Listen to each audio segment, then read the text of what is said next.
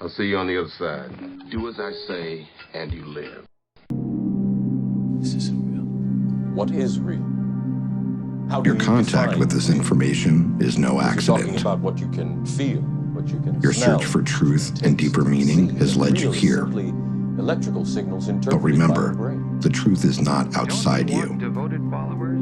It comes from deep within you. It's the world Give that you their know. money to you. There is more to this reality World as than it you are was. being told. Their The lives artist, for you. however faithful to And we his are all personal secretly vision of asking reality, ourselves the same questions.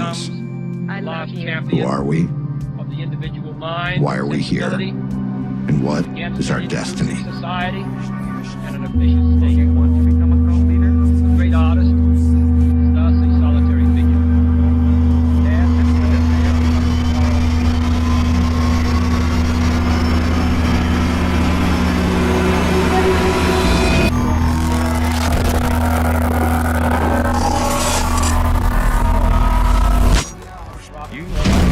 During your lifetime, He valued for information or distort information.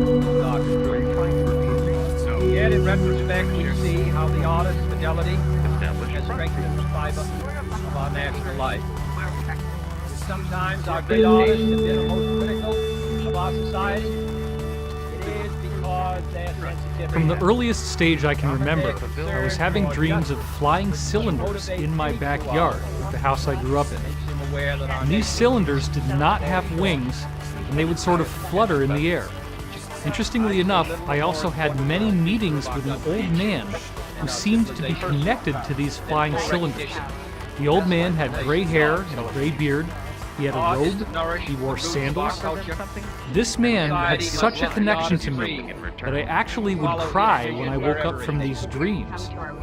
In these dreams, he was telling me that a stupendous event was going to happen in humanity's future within my lifetime, that it would lead to some sort of evolutionary leap for us in what it means to be human. And he also told me that I would have a very key role to play in this awakening.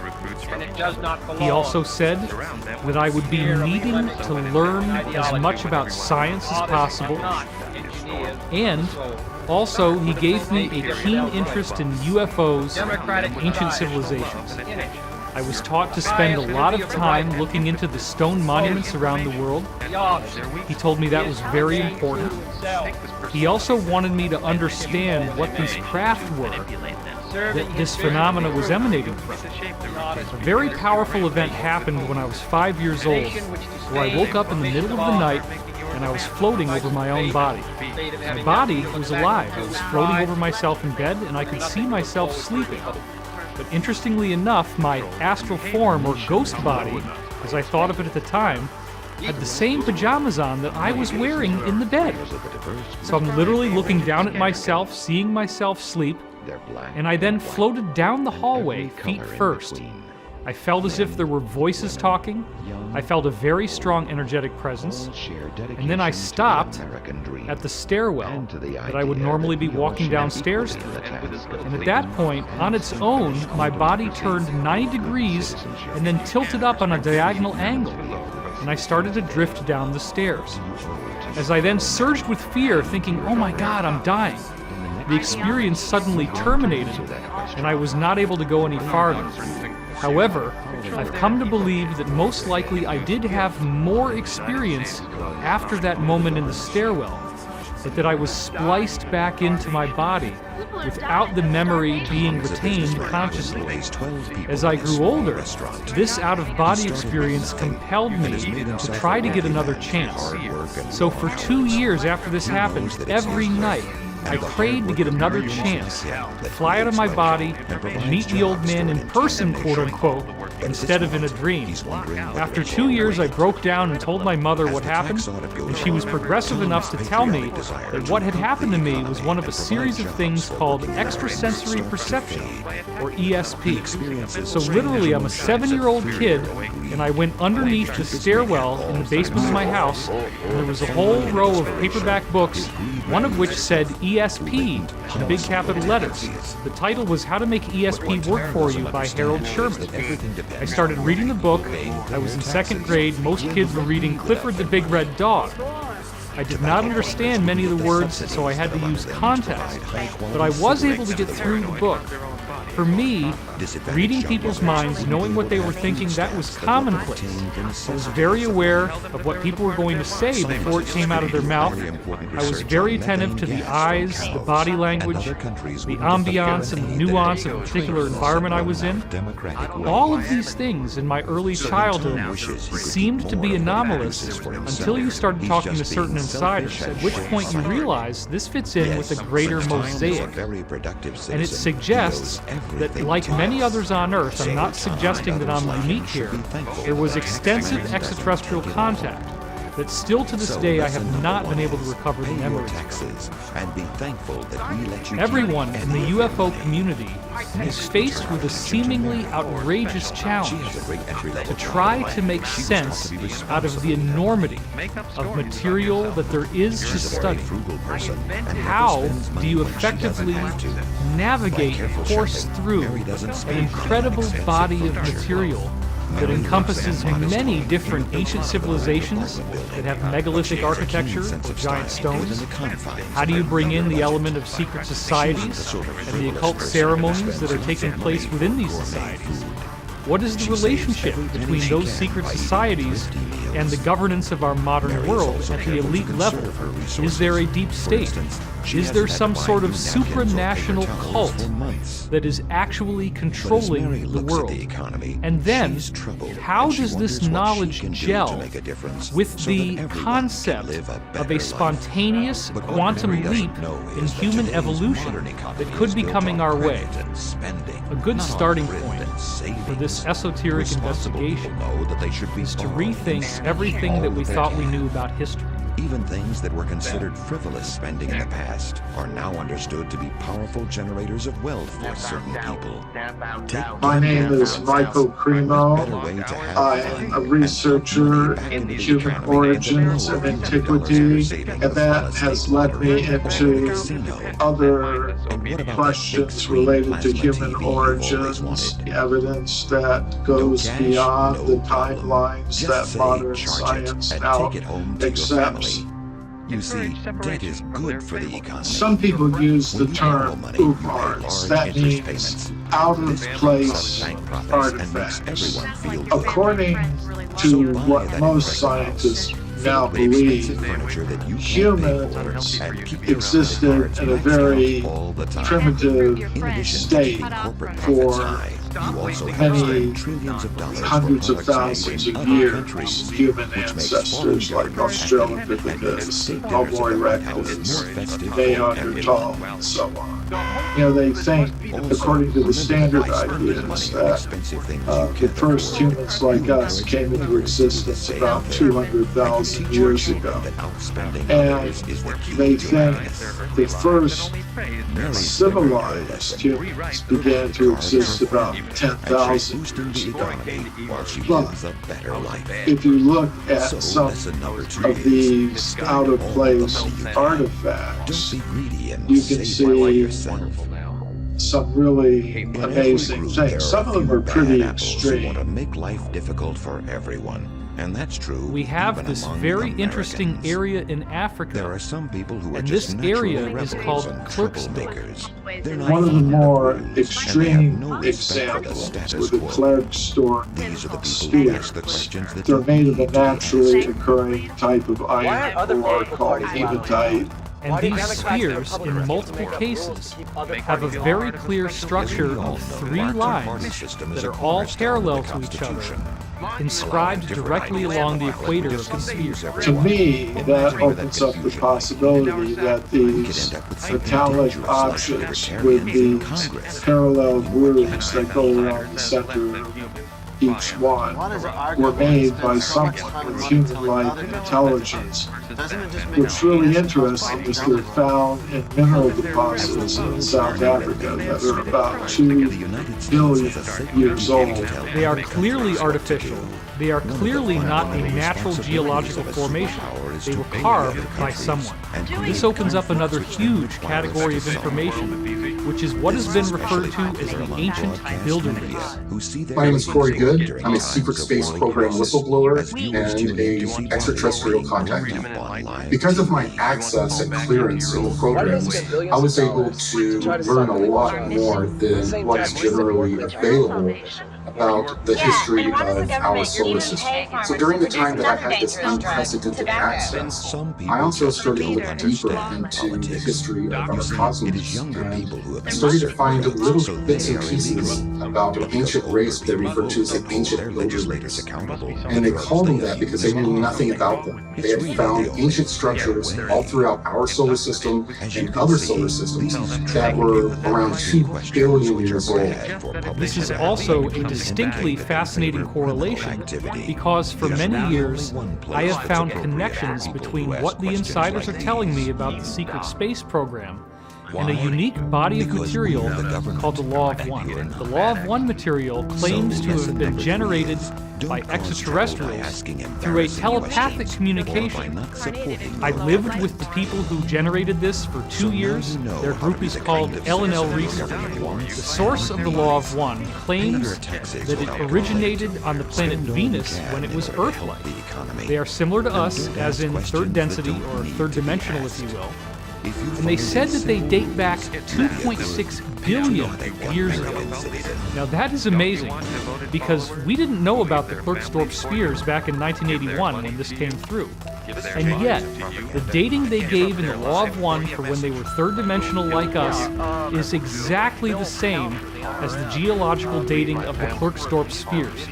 And best of all, in the Law of One, they said they had a particular affinity for the pyramid shape, and they built it extensively.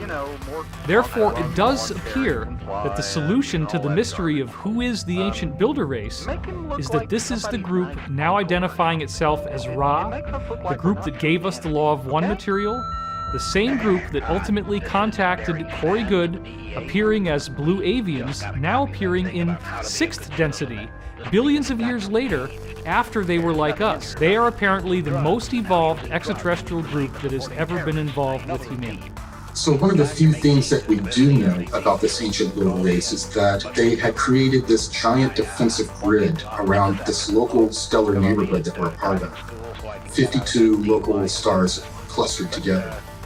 And they had created these giant Death Star types of ships that were the size of moons and planets that set up a grid around the entire local star cluster that prevented any types of intruders from coming. And this grid was in place and kept our local stellar neighborhood safe from intruders for billions of years. It does appear, based on some very understated things they say in the Law of One, that they had quite the vast civilization that they spread out to many neighboring stars. This is the ancient builder race. They colonized all the neighboring stars in our solar system. Then you have to ask yourself, what could have survived for more than 2 billion years? Well, this is very fascinating because throughout our solar system, according to insiders, we have a cosmic junkyard. What is the junkyard? It is a collection of crystalline ruins. These ruins are made of a glass-like material, and the material is not actually glass. It is a transparent aluminum alloy. There have already been alloys of transparent aluminum made by various companies here on Earth. And when they stress test these alloys, they find out that they are 5 times stronger in their tensile strength than bulletproof glass.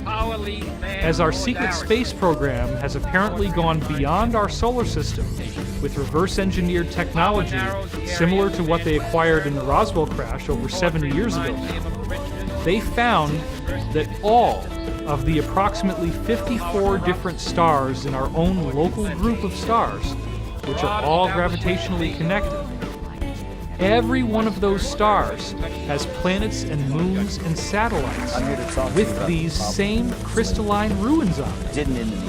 Obelisks, pyramids, and domes. fly by the comets, visit asteroids, visit the moon of Mars.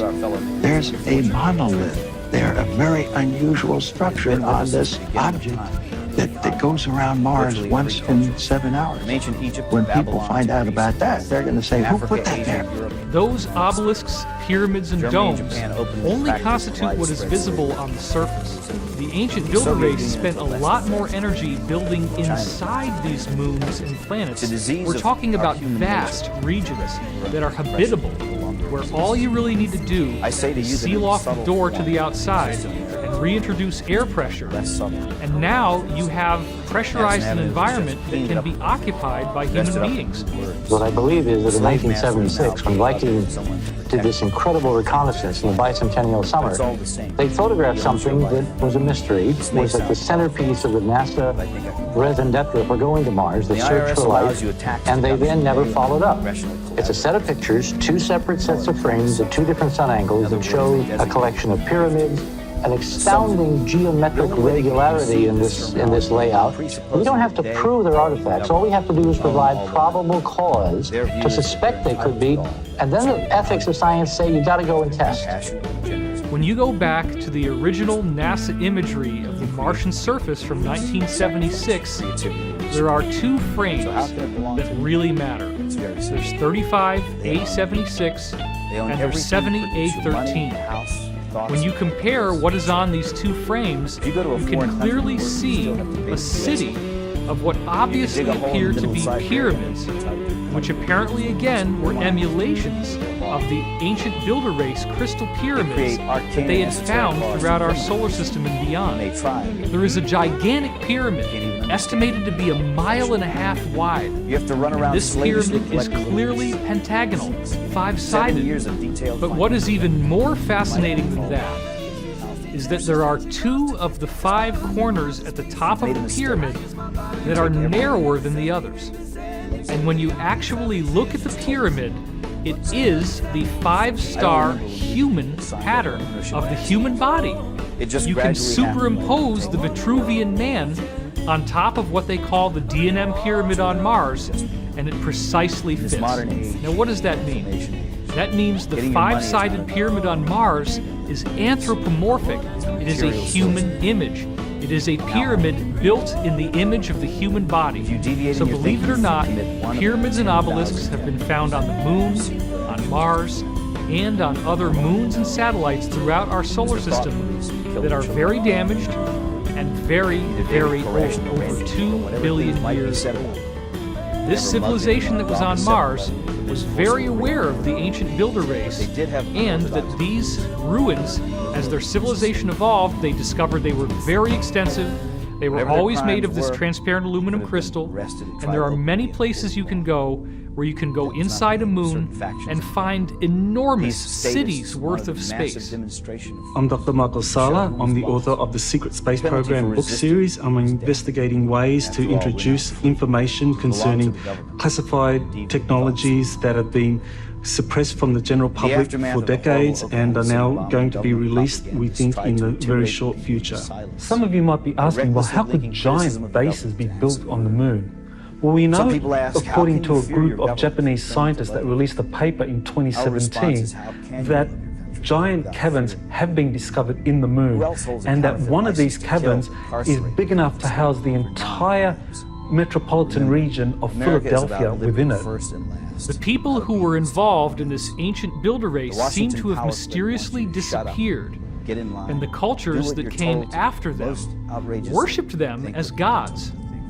They would emulate their architecture. The people who were on Mars, which we call the progenitor race, they actually built their own structures that were very similar to what they had found all throughout our solar system. We had Tiamat, which they say is basically a supermassive Earth. And we had Maldek, which was Mars, much smaller than Earth, but it was behaving as a moon around Tiamat. 2 different civilizations had developed, and they were very similar. The beings on Tiamat, they all had these elongated skulls that we've seen in various studies, but they were slightly different. The beings on Tiamat were slightly taller and had different shaped skulls. The beings on Maldek were slightly skinnier and smaller, and again had slightly different skulls, but they were genetically related. They were considered basically cousins, and they had royal families from both sides that were in competition with each other and warred with one another. So at some point, this group that we call the Pre-Adamites, they entered into warfare with another civilization that is in our local 52 star cluster. And they developed this plan to harness the ancient builder race grid and to use it as a weapon against their enemies. And this grid, it works through what we call the cosmic web. Every star, every planet is connected with an electromagnetic filament. And that's how portal travel works. You travel through these electromagnetic filaments.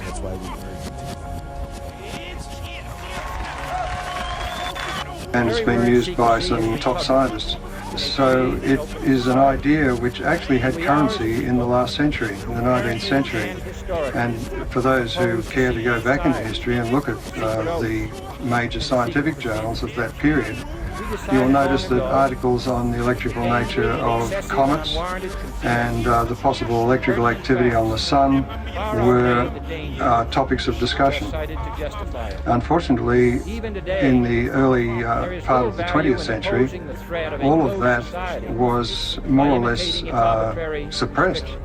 Something that, of course, we're brought up to believe, and that is that gravity is the controlling influence in the universe. It's what causes the planets to orbit around the sun, and the moon around the earth, and to cause the tides upon the earth. All of that is true up to a point, but the thing to remember is that basically there is no understanding of gravity. Einstein's theory doesn't explain gravity. It has matter somehow affecting space in a way which is completely unphysical, in other words, warping empty space. There's no explanation as to how this might happen or what it even means. So we have more equations, but without any real meaning.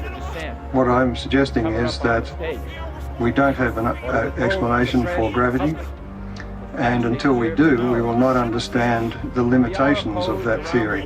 2017, on my website, I released 2 DIA reference documents that had never been released before. These documents were given to me by Washington, D.C. Beltway insiders, and they wanted me to release them on a certain date. My name is Jordan Sather. I'm an internet influencer, speaker, and journalist. So the interesting thing about these particular DIA documents, these documents that were written for the ATIP program that the DoD conducted between 2007 and 2012, these DIA documents, we've never actually been able to read them in the public domain. What's really interesting is that at the end of 2017, QloQwerQ had actually released 2 of these 38 DIA scientific papers to the public in full. And this has actually shocked many of the people who even wrote these scientific papers. Dr. Eric Davis, he confirmed that QloQwerQ was the first person to leak some of these papers out into the public. QloQwerQ is unique because he's the first person that I know of that is both a contactee, someone who has had extensive contacts with extraterrestrial civilizations, while also being an insider of actually having worked in some of these compartmentalized programs. And what's even more significant about him is that he is trusted sufficiently by insiders to be given some of these documents, some of these defense intelligence reference documents, to basically release to the general public to get people up to speed with the possibility of these kinds of advanced technologies existing. These DIA documents support the idea that wormhole travel is actually possible through the cosmic web. Using this same web is how the ancient builder race built this galactic protection grid around our local star cluster. In this case, the Pre-Adamites were trying to weaponize this natural system. And what they tried to do is use this feedback from this grid to cause the star of their enemies to go supernova and to then destroy the civilization. But they didn't time it right. the way that energy passes through this cosmic web, and they chose the exact wrong moment, and it caused our sun to superflow. And when it did, it destroyed Tiamat and ripped the atmosphere away from Mars, and it then also affected the atmosphere of Earth, and all of the other planets, their trajectories changed in this event. The most important researcher supporting the exploded planet hypothesis is Dr. Thomas Van Flandern, and he was the head of the US Naval Observatory in Washington, D.C. And he came up with this theory that between the orbits of Mars and Jupiter, the present asteroid belt, there was once a super-Earth, a very large planet that was in that orbital region. And he came up with a paper that actually explained how this planet existed at some point, and how the asteroid belt is evidence of this planet's destruction through events that we could only speculate about.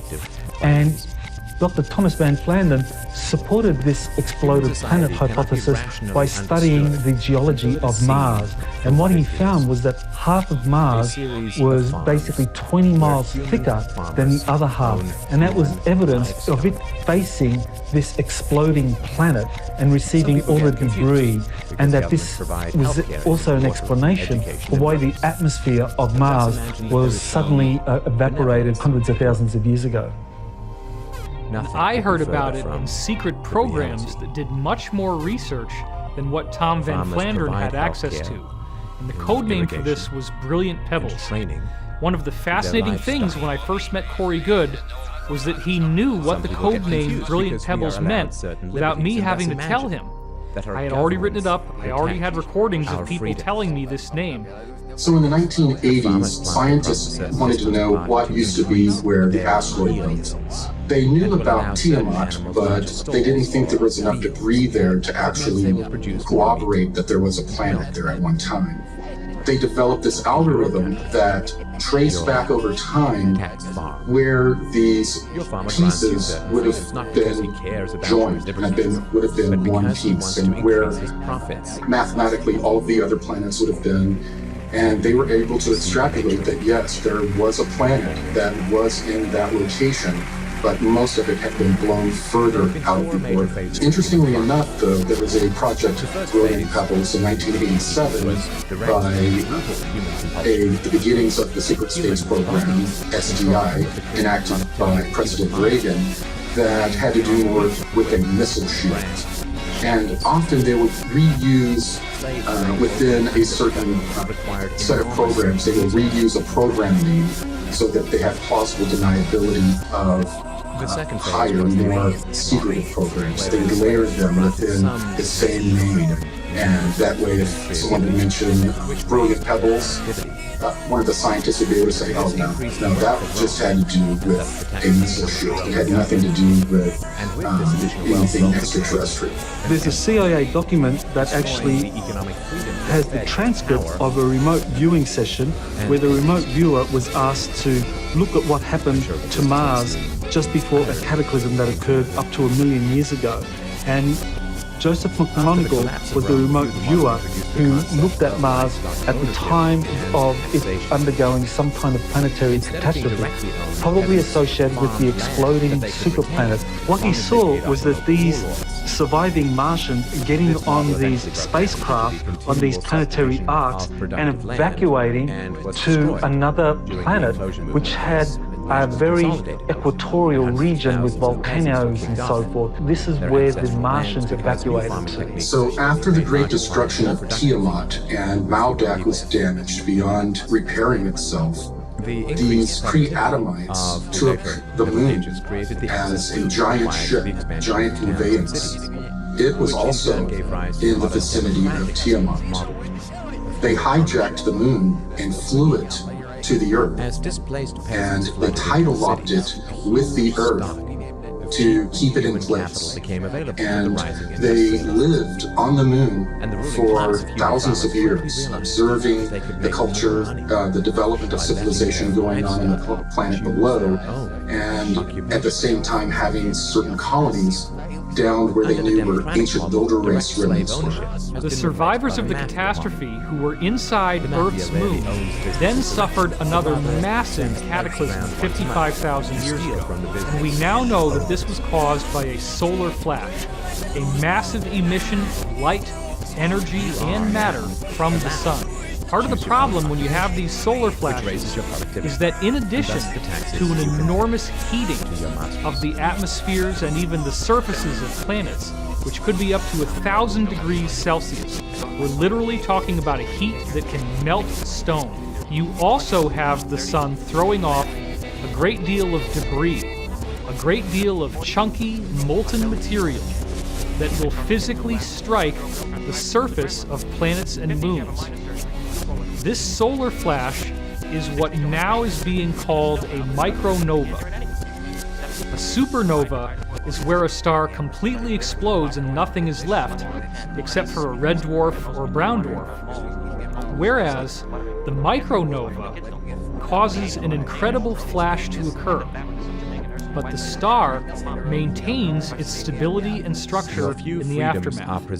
The latest NASA research that's only come out in the last year proves that there are multiple documented examples of micronovas everywhere we look. This is not uncommon. Stars do this naturally, and it is a very normal aspect of a given solar system. So after these pre-Adamite groups from Tiamat and Maldek had moved to the moon, they were there for thousands of years. And as we know now, the solar system goes through a cycle of destruction. We had another solar event that wreaked havoc on the moon. It would appear, based on historical records, that the people living inside the moon did not know that this solar flash was going to happen. It was being kept secret from them by their own governmental elite. I once had an insider who we call Bruce, who described that his faction of the military-industrial complex was only able to go inside these inner passageways in the moon a total of 6 times on covert missions that they sent people in through. And they found a vast amount of control systems, where you walk into a room, the lights come on, you have these big giant screens that are very wide with displays on them, there are control surfaces in front of them, and it was gorgeous. And this goes on for miles and miles and miles, countlessly. Everywhere you look, there are these bodies that have not been cleaned up because the amount of square footage inside the moon is so vast and the amount of depth is so vast that huge regions inside the moon have never been cleaned up, never been explored, and there is a horrible stench from these decaying dead bodies. And the remnants that survived that new catastrophe of pre-Adamites loaded up into their last 3 motherships from their home planets. And they flew those down to Earth. They were damaged, and it was more of a crash landing. Later on, when our secret space program located the remnants of these ships under the ice in Antarctica, they named them the Nina, the Pinta, and the Santa Maria.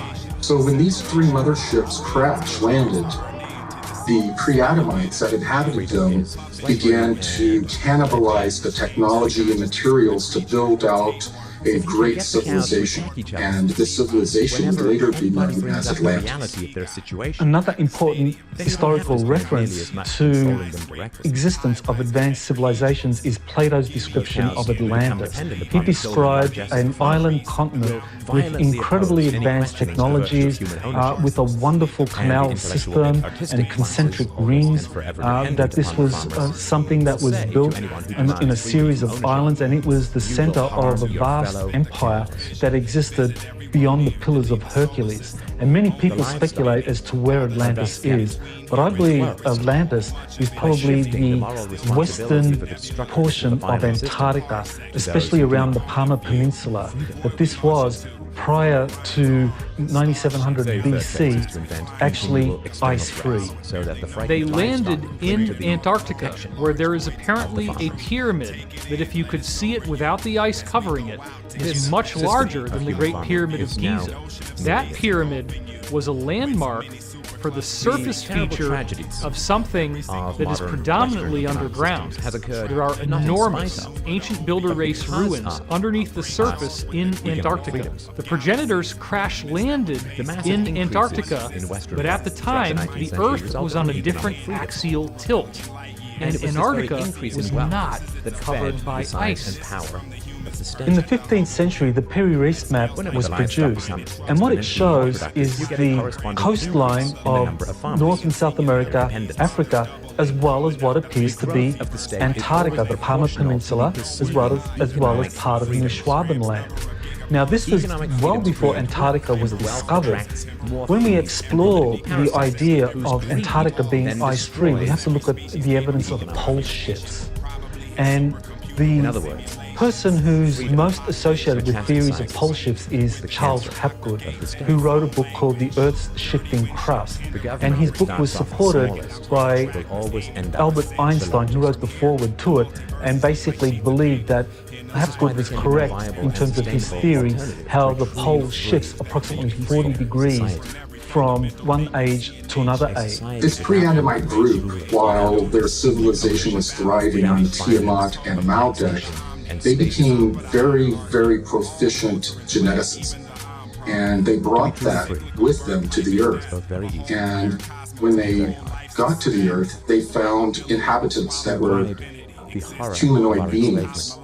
They then started to play around with the genetics of these early humans and developed them into a number of different species, including hybrids with animals that they used as a slave force.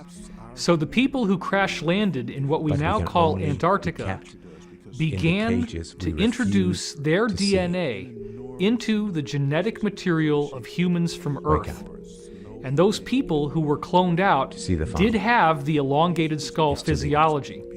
Apparently there were two royal lineages that go all the way back to the source planets themselves, and they have slightly different features.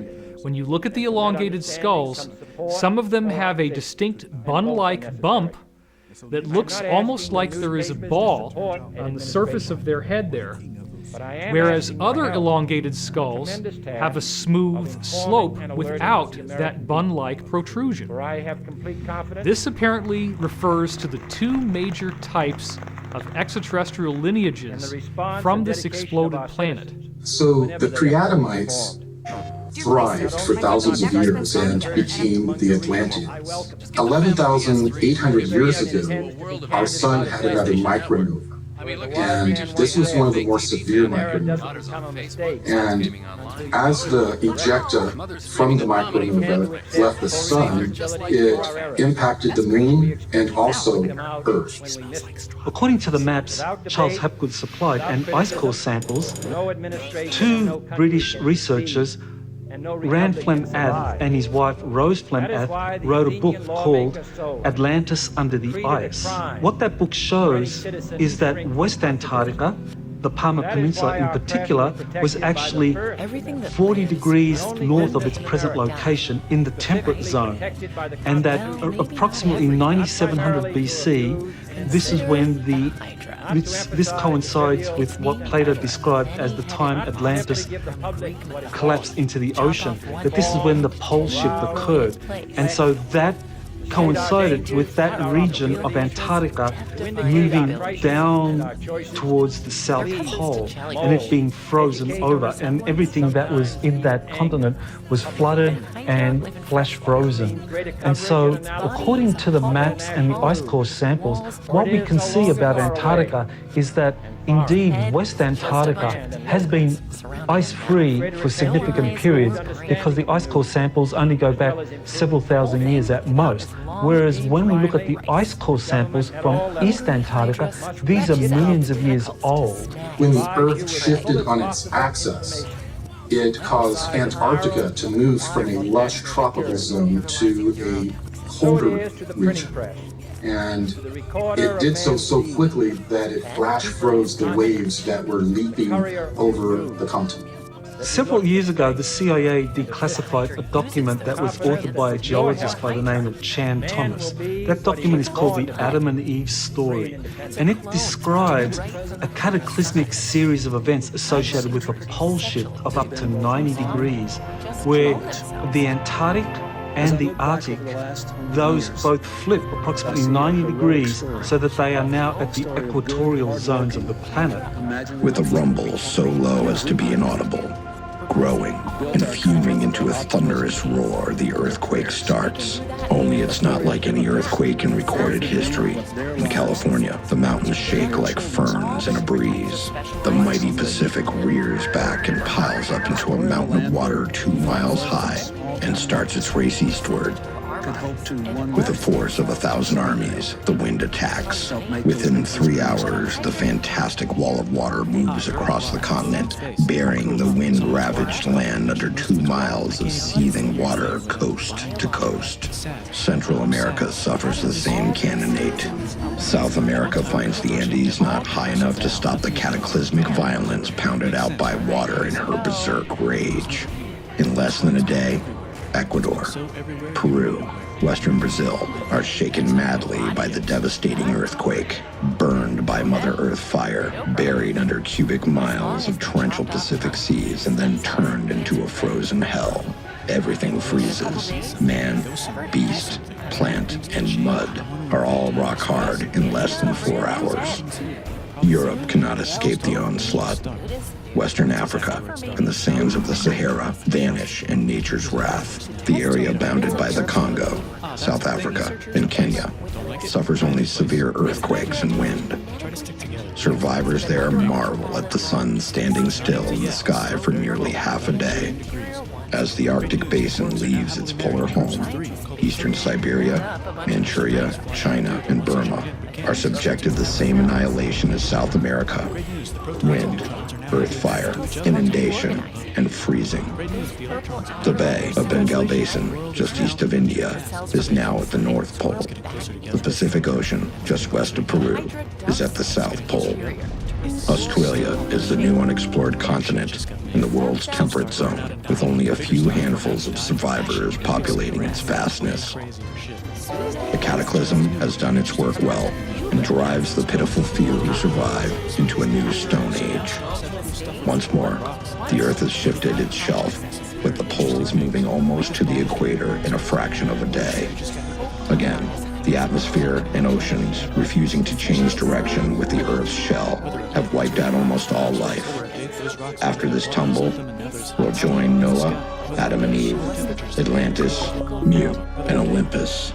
You look at ice core samples, it doesn't support a pole shift occurring to that extent, not 90 degrees, but certainly 40 degrees or less, that's what the ice core samples support. These cataclysms would result in large loss of life throughout the planet, and that there would be portions of the planet, however, that would escape the worst of these winds and of these tsunamis, and those would be the survivors that would build civilization again from the ashes of that great catastrophe. Thanks to the insider testimony of Corey Good, we have now discovered that the people with the elongated skulls are survivors of a catastrophe that took place in our solar system. And what I find uniquely fascinating is that once they crash-landed on Earth 55,000 years ago, they quickly made a treaty with each other. Even though they were at war, they decided to coexist on the Earth. One lineage said, we will take what we would now call Africa and Europe. The other lineage said, we will take South America, North America, and the eastern half of Asia. Now, what I find particularly intriguing is that when you look at the pyramid architecture that occurred in the aftermath of this treaty, there are slight variations. Each of these original lineages had unique styles to their pyramids. Sure. Let's talk about the pyramids that you see in Egypt and throughout Africa, and how those pyramids have smooth walls going up that are very distinctly not terraced. Then, when we go to Mesoamerica, we notice that there are distinct differences in the architectural style, where now you have step pyramids, which almost consistently show different courses. Officially, they've been programming us. The pyramids are built in Egypt and Central America. And that's wrong, because the pyramids have been built on all 6 continents.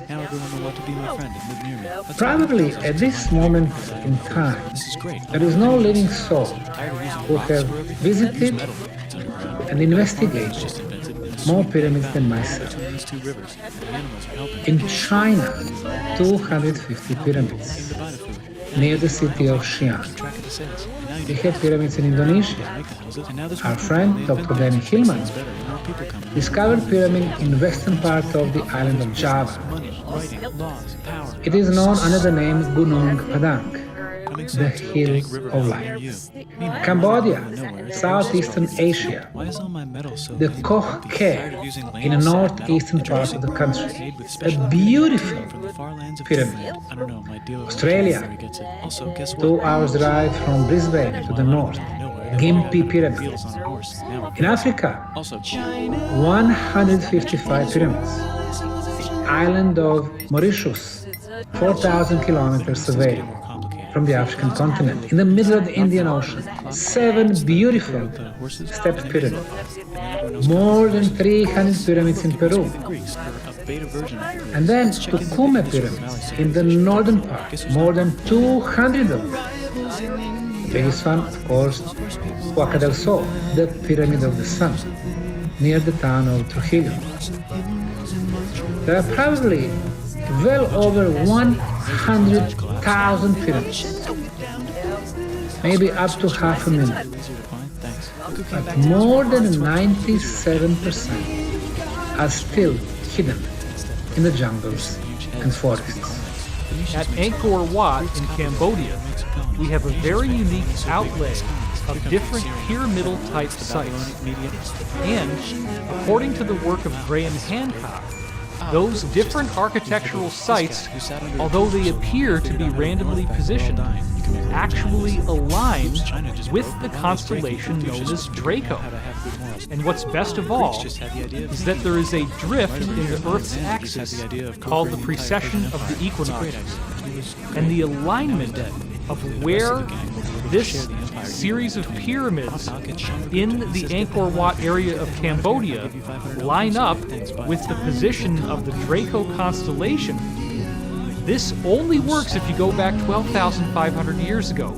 And this is precisely the same as the alignment that everyone is familiar with the pyramids of Giza and the stars in the belt of the constellation of Orion. Another thing that is very fascinating about Angkor Wat is that when you look at some of the temples within this area, and there is one, for example, called Bakse Chamkrong. Oh my God! It looks exactly like the step pyramids in Mesoamerica. As you look at this overlay, notice the perfection of how these 2 different pyramids fit together. This is not a different society. This is a unified culture. But wait a minute. We've got Mesoamerica and we've got Cambodia. They're separated by the vastness of the Pacific Ocean, and yet they're using exactly the same architecture. The elongated skull physiology has been found all over the planet. We see it in Boskop, South Africa. We see the same type of remains being dug up in a dig in Siberia in a town called Omsk.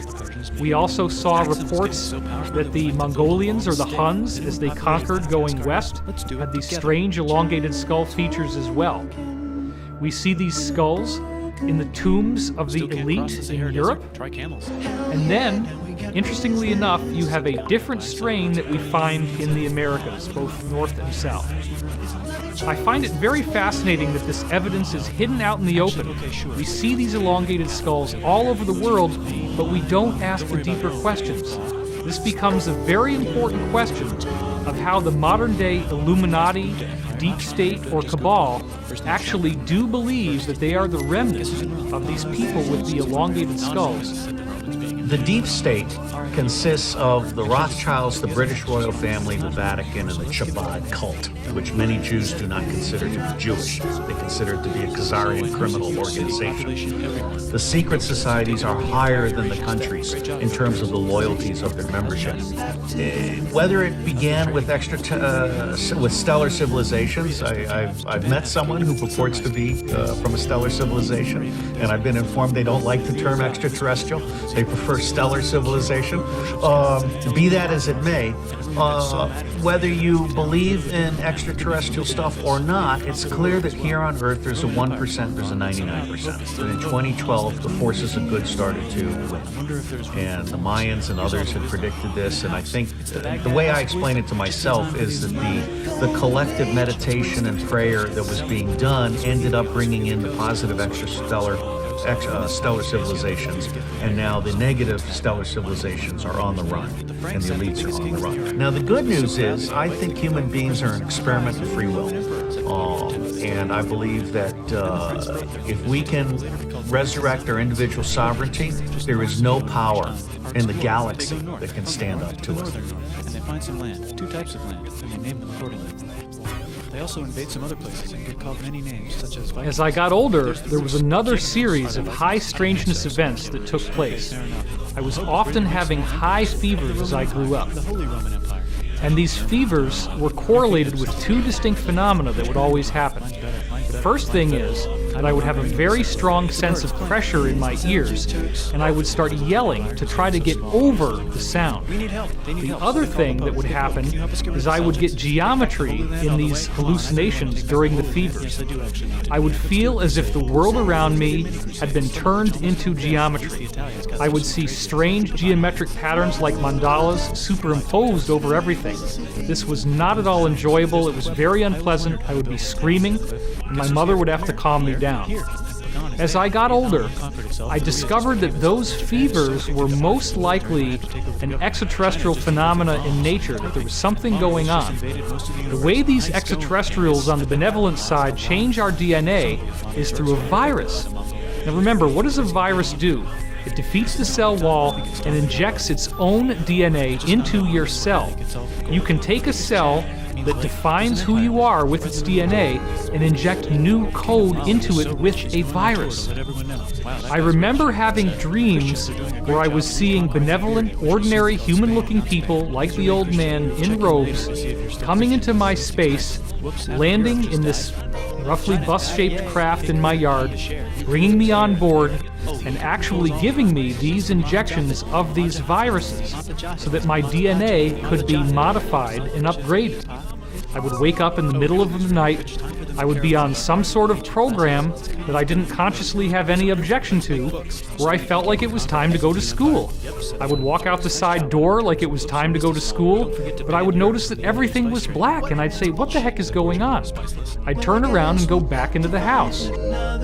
Now, this appears again to be in the high strangeness category, but it seems that at that moment where I'm standing there with my backpack looking at the darkness of the night, that I'm being spliced back in, and I would lose the memory from the time that I was standing there to the time that I would return to the exact same location. This is actually a very common thing that you read about in the contactee literature regarding these extraterrestrial contact experiences. Now, it would seem in these experiences that I was being brought on board some sort of extraterrestrial craft, there was some sort of training taking place, and these classes actually could take place for potentially weeks of time, and then I would be spliced right back in till the moment I left. It does appear that there is a whole section of my life that I have no conscious access to at this time, and certain insiders have told me that because of my unique family background, where the Wilcox line is an English aristocratic bloodline from Yorkshire, that I apparently do already have some of this extraterrestrial DNA. Right now, millions of people on this planet are already in contact with extraterrestrials and we don't even realize it. These beings are contacting us through our dreams and through our subconscious. And many of the thoughts and ideas that we are coming up with don't originate from us. The purpose of contacting people through their dreams and subconscious is to acclimate them and prepare them for open face-to-face contact. Well, I'm James Gillen, and we're here at Iddqd Ranch. Well, Iddqd stands for Enlightened Contact with Extraterrestrial Intelligence. Yeah, the beginning of Iddqd actually came in visions. And I kept seeing visions of this massive mountain. And when I first came on the property, it was just unbelievable. It was like a movie out of the Old Testament or something. The mountain just, clouds started changing. There's a giant lenticular cloud. It was lit up orange underneath. I got such a download. I was getting tears. I was just standing there looking at the mountain crying, and I go, this is it. This is the vision. I was focused on creating a healing center, like a retreat center, and I wanted to just make it totally eclectic. I didn't want to pigeonhole it or keep it with any one group. And about probably halfway through building this center, they started showing up. The ships started showing up. It's got a double. It's weird. Whoa, thank you. That is unbelievably bright. Whoa, look at that, look at that!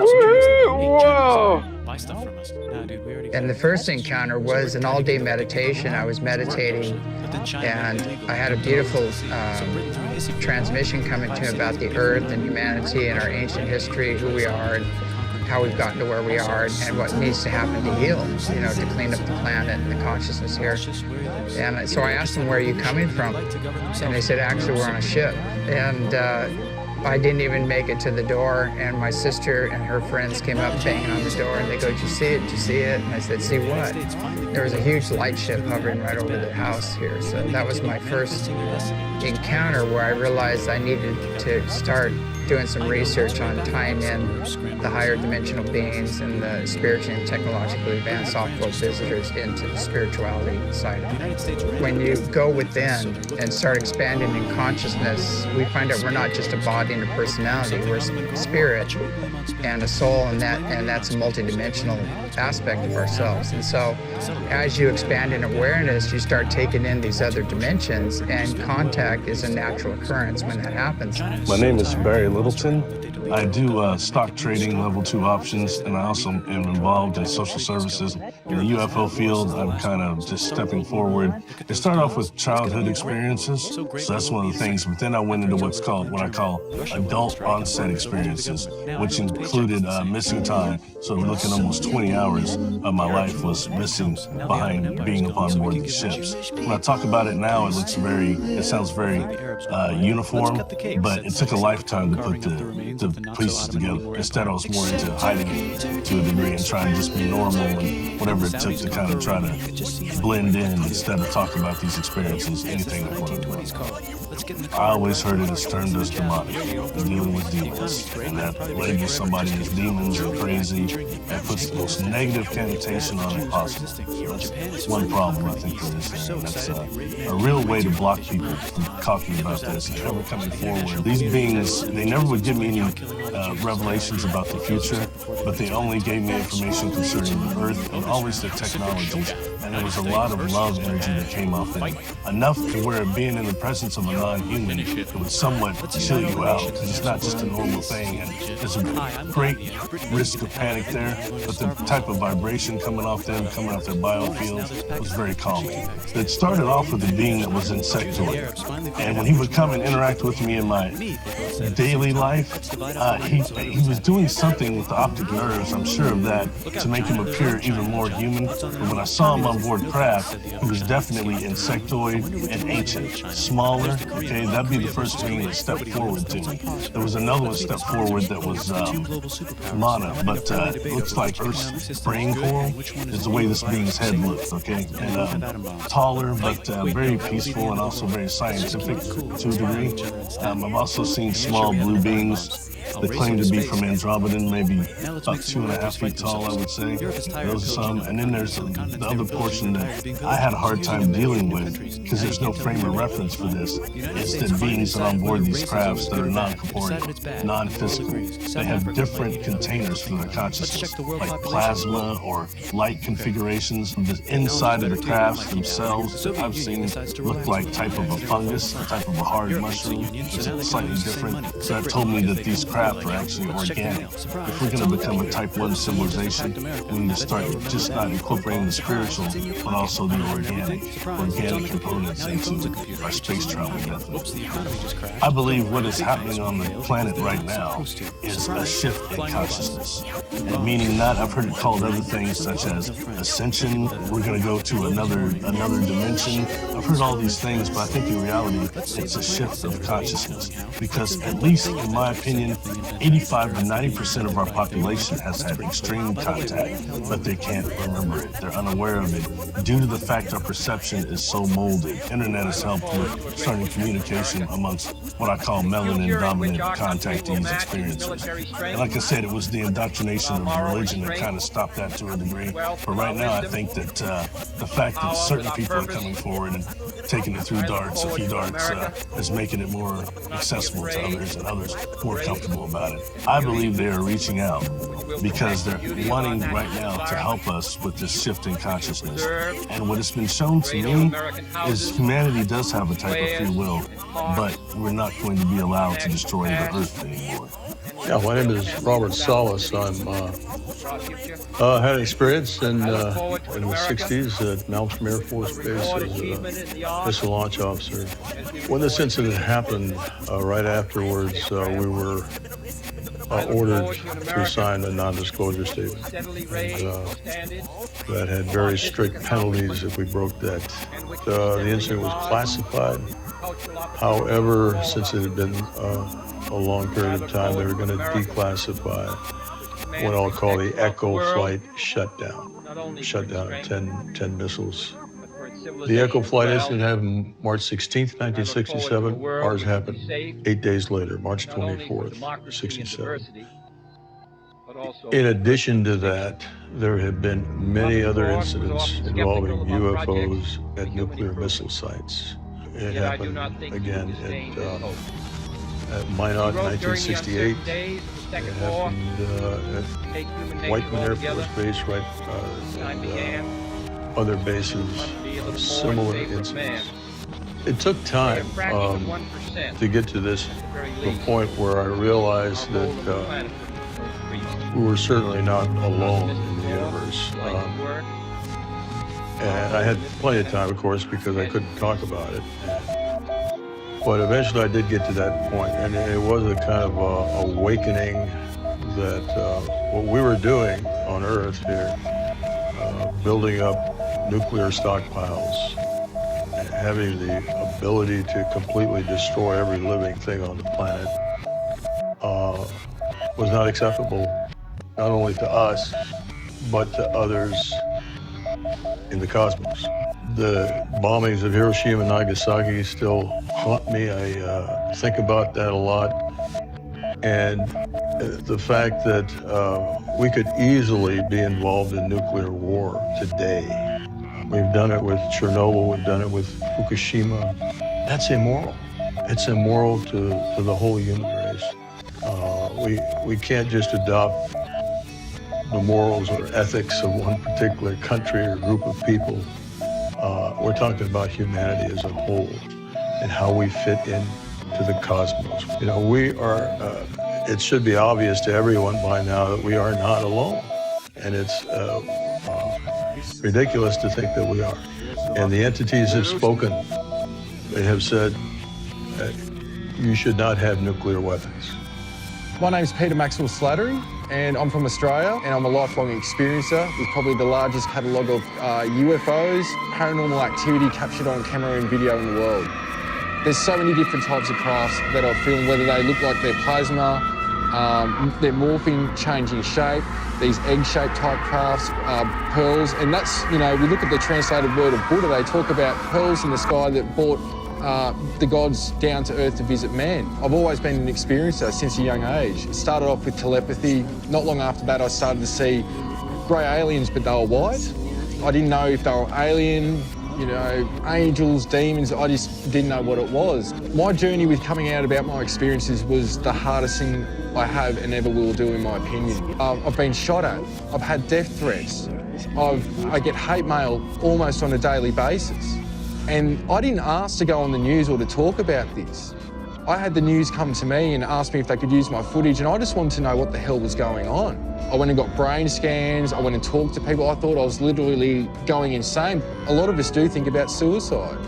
We think about just going away and never ever seeing anybody ever again, or just completely forgetting about this reality and going back to a 3D life. To tell my mother and father, my brother, my stepbrothers and sisters, friends, I was sort of stupid to some extent, thinking people are just going to believe this because I experienced it. Because when it's happening, it's like, you know, the world needs to know this. This is the most important subject. It goes through everything to do with energy, agriculture, society, everything we can think of, space travel, our consciousness and how we treat each other. This, hands down, is the most important issue. Every aspect of your reality changes when you're experiencing what I call multidimensional reality.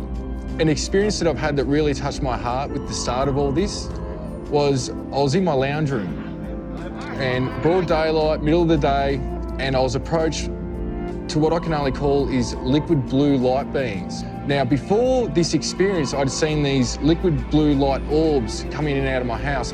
I didn't know what it was, but one day they appeared as 7 foot tall light beings. They were all male, they were all female, and the information exchange from that experience, it didn't last too long, but there was like, it's almost like somebody stuck a USB stick in your consciousness and all this data, imagery, information of a wide range of scope on different aspects of not just humanity, but who we are, where we come from. All this data just came flooding in. But the information from this being was relating to who I am, that I need to wake up and remember who I really am. It comes down to something that I call Operation Starseed. And why I say starseeds, not just are we from the stars, we are from Source, an overall collective. They showed me the makeup of this reality, or shown other universes, and each universe we could call Source or God, and it had its own planes and dimensions that created another super intelligence. These universes were cell of a bigger intelligence. And so from that understanding and that experience, they were showing me that we've come down the planes and dimensions, the strongest souls right now, to help uplift the consciousness evolution here. We're here for conscious evolution to help humanity help themselves.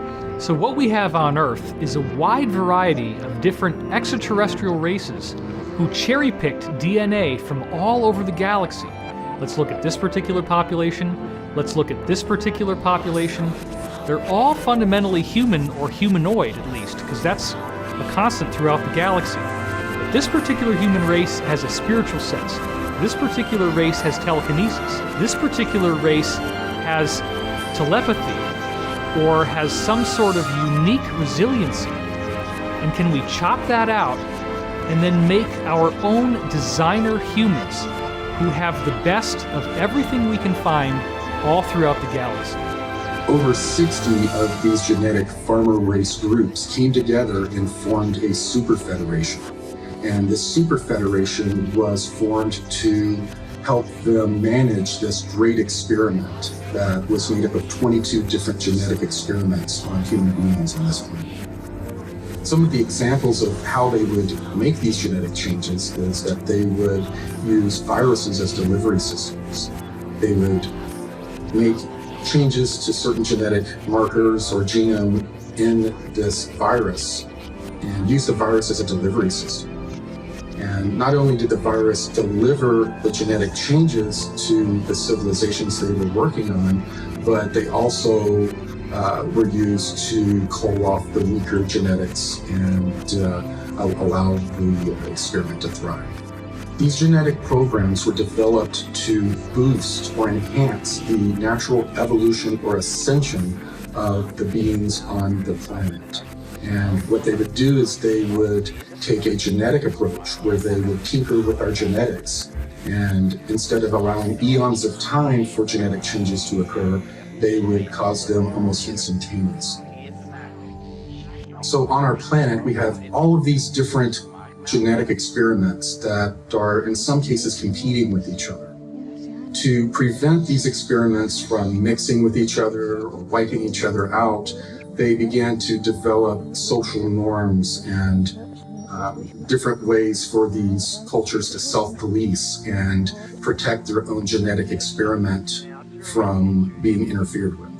So as they're helping us evolve genetically, they're also helping us evolve on a consciousness level. They bring us various belief systems, religions. They instill social norms in us that help us self-police ourselves and manicure our consciousness along with our genetics to develop them in tandem.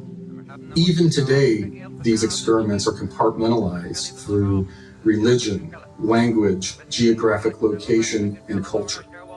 And there's also a cosmic component. The goal is that eventually the civilization that they're experimenting on and working on become self-guiding. They get to a point to where they control their own genetics and their own consciousness development, as well as join this super federation in going out to other planets and assisting those civilizations in the same process. Now that we've developed to a point of traveling the cosmos ourselves, we've gotten to a point to where we're self-managing ourselves, and this super federation is being disbanded, and we're taking over our own genetic and spiritual development. As a result of all of this, the infrastructure that has been built out secretly in our solar system will now be handed over to the rest of humanity. Another very important point to note here is that the DNA changes that the genetic farmers put into us are at this point still predominantly dormant. They are, if you will, locked up in the 95+% of our DNA that appears to not normally be used, which our scientists call junk DNA. We only use about 5 to 10% of our DNA for building our body. They call these coding DNA sequences, meaning that they code proteins to make our physical body with. 90 to 95% of our DNA is non-coding DNA. In other words, mainstream science has no idea what this DNA really does. They call it, quote, junk DNA. Why would any sort of intelligent designer put junk in our body? Put something in our body that's useless? That wouldn't happen. In fact, what I believe is that this 90 to 95% of junk DNA is actually used metaphysically. It's used for our consciousness in ways that we just don't really understand yet. My name is John D'Souza. I was an FBI special agent for 25 years. One of the things that I noticed at the FBI, and in any law enforcement group really, is that they are demonstrative of the larger rule that there's always a percentage in any segment that demonstrates these extraordinary powers, these extraordinary abilities, 5, 6, 7%. Luckily for us, they save extraordinary numbers of people's lives using those abilities.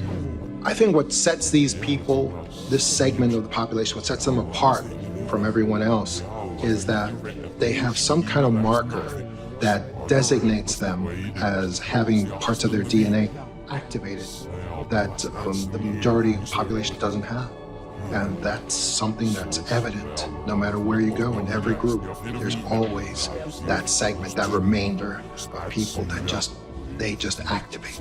One of the first great experiences of the paranormal that was shared by me and hundreds of other law enforcement officers was what we called the Indigo Kids of 9/11. This was groups of little kids as young as 5, 6, 7 years old, all over the United States, that in the weeks and just days before the 9/11 terrorist attacks, they had cognitive experiences of what was going to happen. And they displayed those experiences the way the little kids would. At school, sometimes they did it with drawings, with finger paints, with arts and crafts, representing burning buildings where people were jumping out of the buildings. And people, no one really paid that much attention to it until 9/11 happened. And then we set up all these intel centers saying, report anything at all that occurred just before 9/11, anything suspicious, anything at all, doesn't matter what it is. And people did. People reported these little kids. They reported them as having dreams and visions and arts and crafts representing what happened on 9/11. So we had to go investigate these little kids for possible connection to terrorism and their parents. We had to go question them. And we did. And in every case, they had a vision, they had a sense, they had a remote viewing, they had something of that sort. And there was no physical explanation how they could have known. And that's the Indigo kids of 9/11. It's very evident to me that corporations and government intel agencies are very intent on monitoring and identifying everyone who's had these anomalous experiences, because they want to identify them, because later on they're probably going to scoop them up. It's like gun registration. You got to know where the guns are so you can get them all later on. Now, certain cosmic laws were established for these genetic experiments. To avoid violating these cosmic laws, some of these ET genetic farmer races would incarnate as humans and allow themselves to be experimented upon. These genetic farmer races would also incarnate here for raising our consciousness. We have various people like Tesla and Einstein who are most likely starseeds or incarnates of these extraterrestrials. These people brought philosophies and scientific principles that radically changed our civilization. One of my favorite quotes from Nikola Tesla is that he said the gift of mental power comes from God, the divine being, and if we concentrate our minds on that truth, we become in tune with this great power. So I think what Tesla was trying to tell us is that there is this sort of divine intelligence out there that every single one of us has access to if we choose to access it, if we do what's necessary, if we open our minds up to access or to tap into that greater intelligence. According to the different contactees that I've interviewed, basically what we're witnessing at the very moment is a temporal war between different extraterrestrial groups. There's a positive extraterrestrial group, predominantly human-looking, that basically want us to develop our civilization along the path of an ethical, responsible civilization where we basically become part of a galactic community. There's another extraterrestrial group that are aggressive, and they want the Earth to be basically develop along the lines of a tyrannical civilization. In a way, these 22 experiments were similar to competing term papers. Each of these races were trying to make their experiment the one that came out on top. So they would often sabotage each other's experiments. And one of the ways they did this was to manipulate time. And this is what led to the Mandela effect that we're experiencing today. The Mandela effect is this idea that people have different recollections of historical events. The most famous one is some people remember Nelson Mandela dying in prison and others don't. What the Mandela effect represents is it's an echo of this temporal war that different extraterrestrial groups are trying to take us down one timeline or the other, depending on which faction is dominant at any time. There's a long history of colonization projects and starting over. The best evidence of that is called Gosford glyphs in Australia. So the first landings were actually in Australia, not in Africa. It's written in the stone on the Gosford glyphs, and it talks about how a ship came down. There was a Denisovian man, the original man that was here.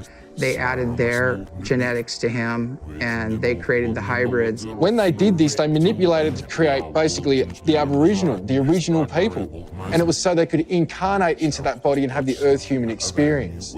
When I talked to the king of the Raven tribe, Brendan Murray, a lot of his information tied in with James and myself through contacts. The tribe used to meet the star people, and then what happened was it was all positive, and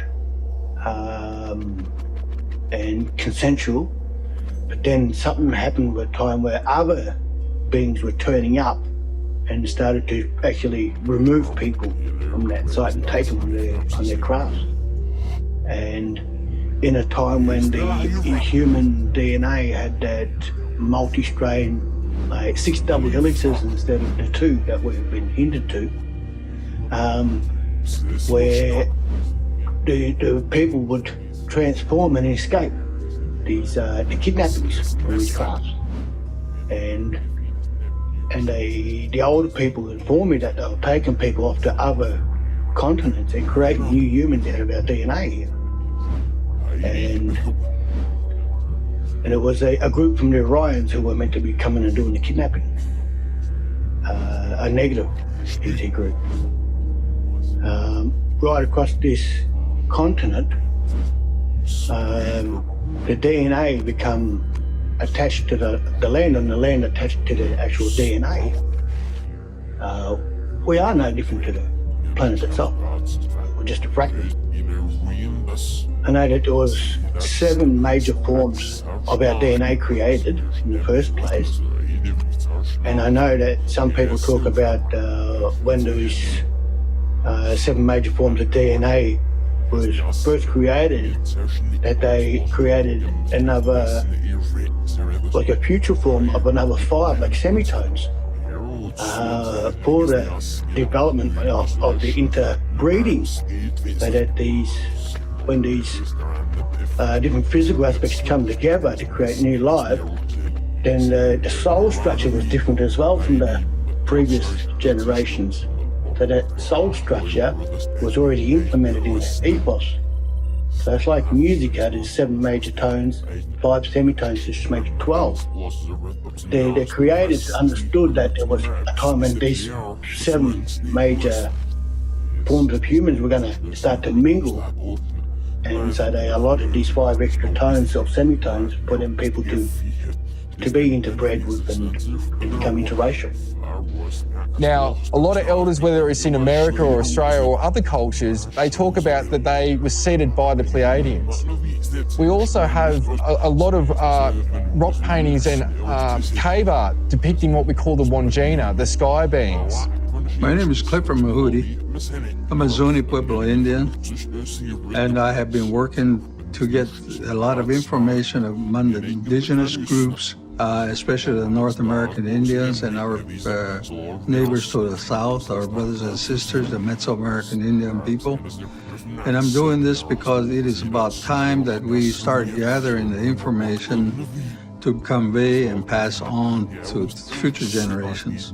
The origins of those protocols were provided by what, again, we call the star people, or the spiritual people from different realms, primarily from what we call the sky people, and also the deities that they brought in from other parts of the cosmos.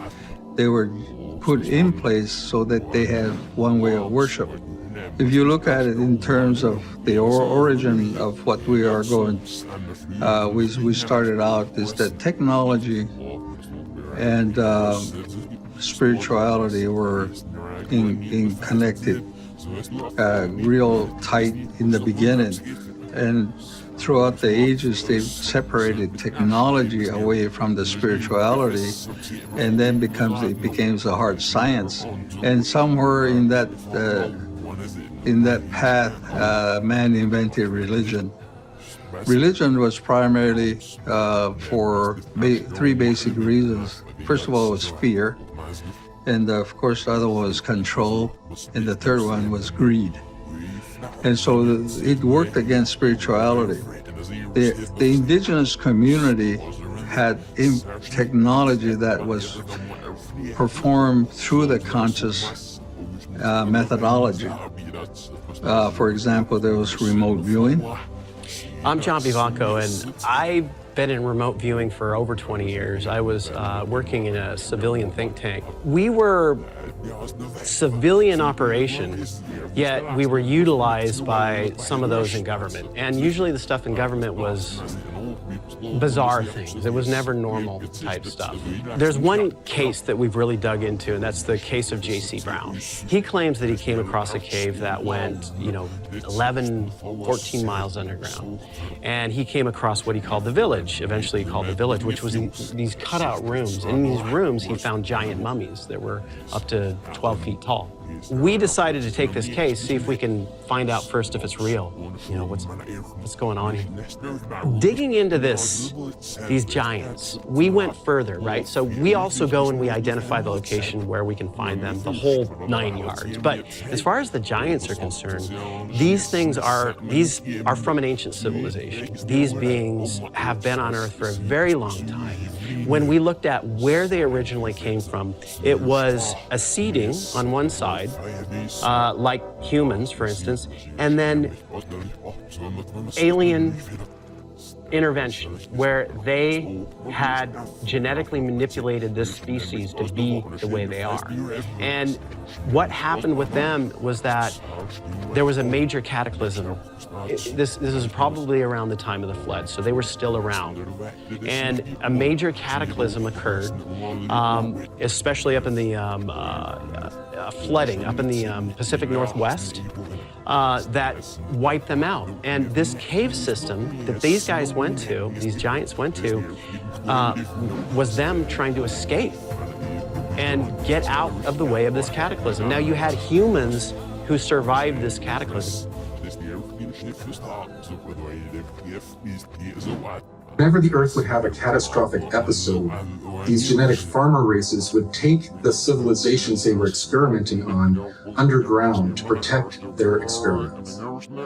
You've got petroglyphs up in the Lava Beds National Monument in Northern California who they're describing the cataclysm. They're describing something that happened with the sun that destroyed a huge part of the Earth.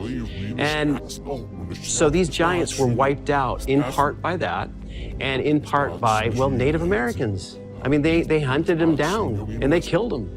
And I don't know how intelligent the giants were. We don't get them as being extremely intelligent. We get Native Americans, Native Indians, humans, this new version of humans as being extremely intelligent compared to them and able to just eradicate them because these giants would end up eating them.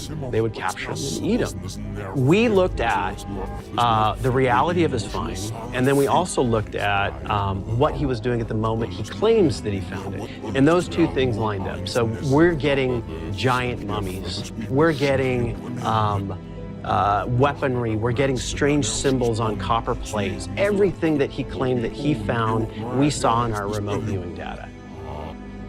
There's copper scrolls are 20,000 years old. They've been dated. And it took me 42 years to just decipher not even 15% of it, maybe less than that. Why are they hard to decipher? Because they're in a different language. They're in a vibrational language that you read it with a wet finger, and you're taught that chant, and you chant it over and over and over until that almost like Braille. When you go over it, you feel a slight tingle on your fingers, and you keep translating that in a picture forms in your. It's not even in your mind, outside your mind. So when I run my hands over, there's a probably 4,000, 5,000 flips, I would call them. They're triangles, and they have different symbolism on it. So you touch the symbolism, it brings you into a library. And the Copper Scrolls gives us instructions on technology, history, timelines, inverted timelines, different math to calculate those timelines. They explain about different physics, about 140 different different ways of doing math. The Copper Scrolls, we don't think they're from here. The Copper Scrolls has been mentioned through the Bible, through a lot of the ancient texts. The Mormons have part of the Copper Scrolls, the Catholic faith has it, the government has some of it, and there's other organizations that have parts of it. And there's still some of the Copper Scrolls that's still buried that we know where they are. The Copper Scrolls gives us very specific instructions how to make a spiritual machine So you can actually hear spirit. And you can talk to spirit, and the spirit will talk back with nothing, just the human people. No machinery, nothing else. No cell phones, no prayers, no dancing, no channeling. It's with community. That's what I'm doing here. Some of our native indigenous civilizations that mysteriously disappeared, such as the Olmec, were actually extraterrestrial civilizations. So over eons of time, when in other star systems they went through similar catastrophic cycles, these genetic farmer races had brought them as refugees to our planet, and they would live on our planet for up to thousands of years while their system repaired. And then afterwards, they were removed and returned to their own star system. So it turns out the Earth is a cosmic refugee camp.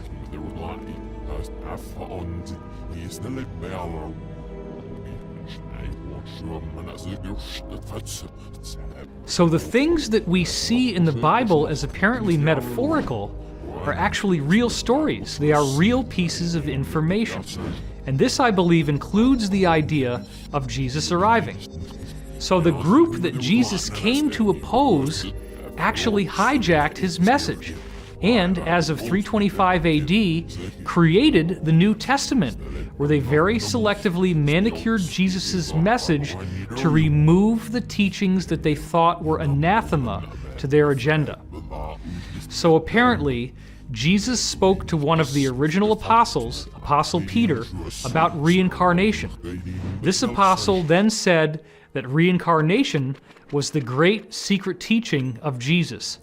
By removing reincarnation from Christianity, the Roman elite were able to create an airtight Trinitarian doctrine, where the Trinity is God the Father, God the Son, and God the Holy Spirit, and there's nothing else.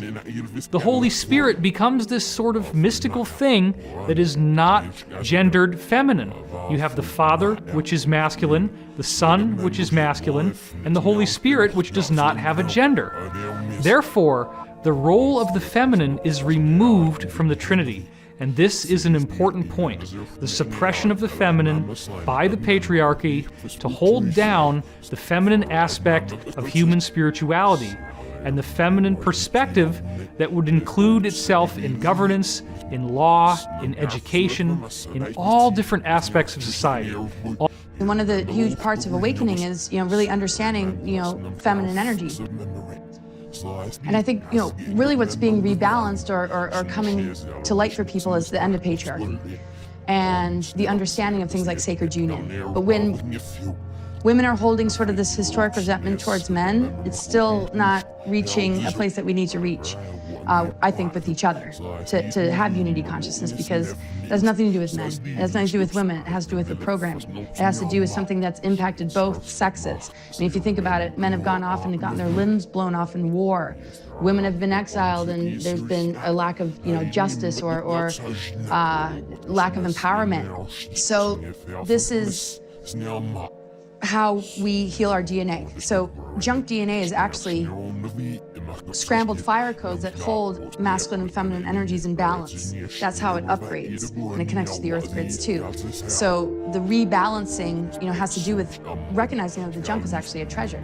And if we could see this reality as a really unbelievable love story, the love story is that we're seeking, truth. We're seeking the authentic. We're seeking the divine. And that's within ourselves. And we're divorcing the imposter. We're divorcing the system that has betrayed us. It's like a partner we would never want. It doesn't matter if it's masculine or feminine. It's not healthy, it's toxic, and it's cruel. So the rebalancing, I feel, has to do with, living this life like it's a true love story. But I think this is a huge deal for both, men and women. Men are getting more in touch with their inner feminine. They're willing to maybe share emotion, be more vulnerable. And women are, refusing to, be victimized. And it's all rising to the surface. But it doesn't come down to the gender as much as it comes down to that individual's relationship with their own inner masculine and feminine. And that's why it's not about a rebalancing because something that the men did wrong. It has to do with overthrowing a system of control that is impacted and infected everyone. I do believe that Jesus' teachings dealt a fatal blow to the so-called Illuminati agenda of the Roman Empire at that time. The Illuminati actually believe that being nice to people, forgiveness, compassion, that these are weaknesses and the tools of our enslavement. And they believe that by being free of those encumbrances, that they are superior to everyone else. So part of their religion is that they will practice the extremes of both the positive and the negative path, or what they call the right-hand path and the left-hand path. So they will, for example, simultaneously create huge philanthropic endowments, where they give, in some cases, many, many millions, if not billions of dollars to humanitarian causes, while simultaneously performing the most heinous crimes imaginable against humanity. I want to point out that what Jesus was teaching us about ascension has proven to be of far greater significance than is normally given credit for. Most Christians tend to distance themselves from the idea of the so-called rapture.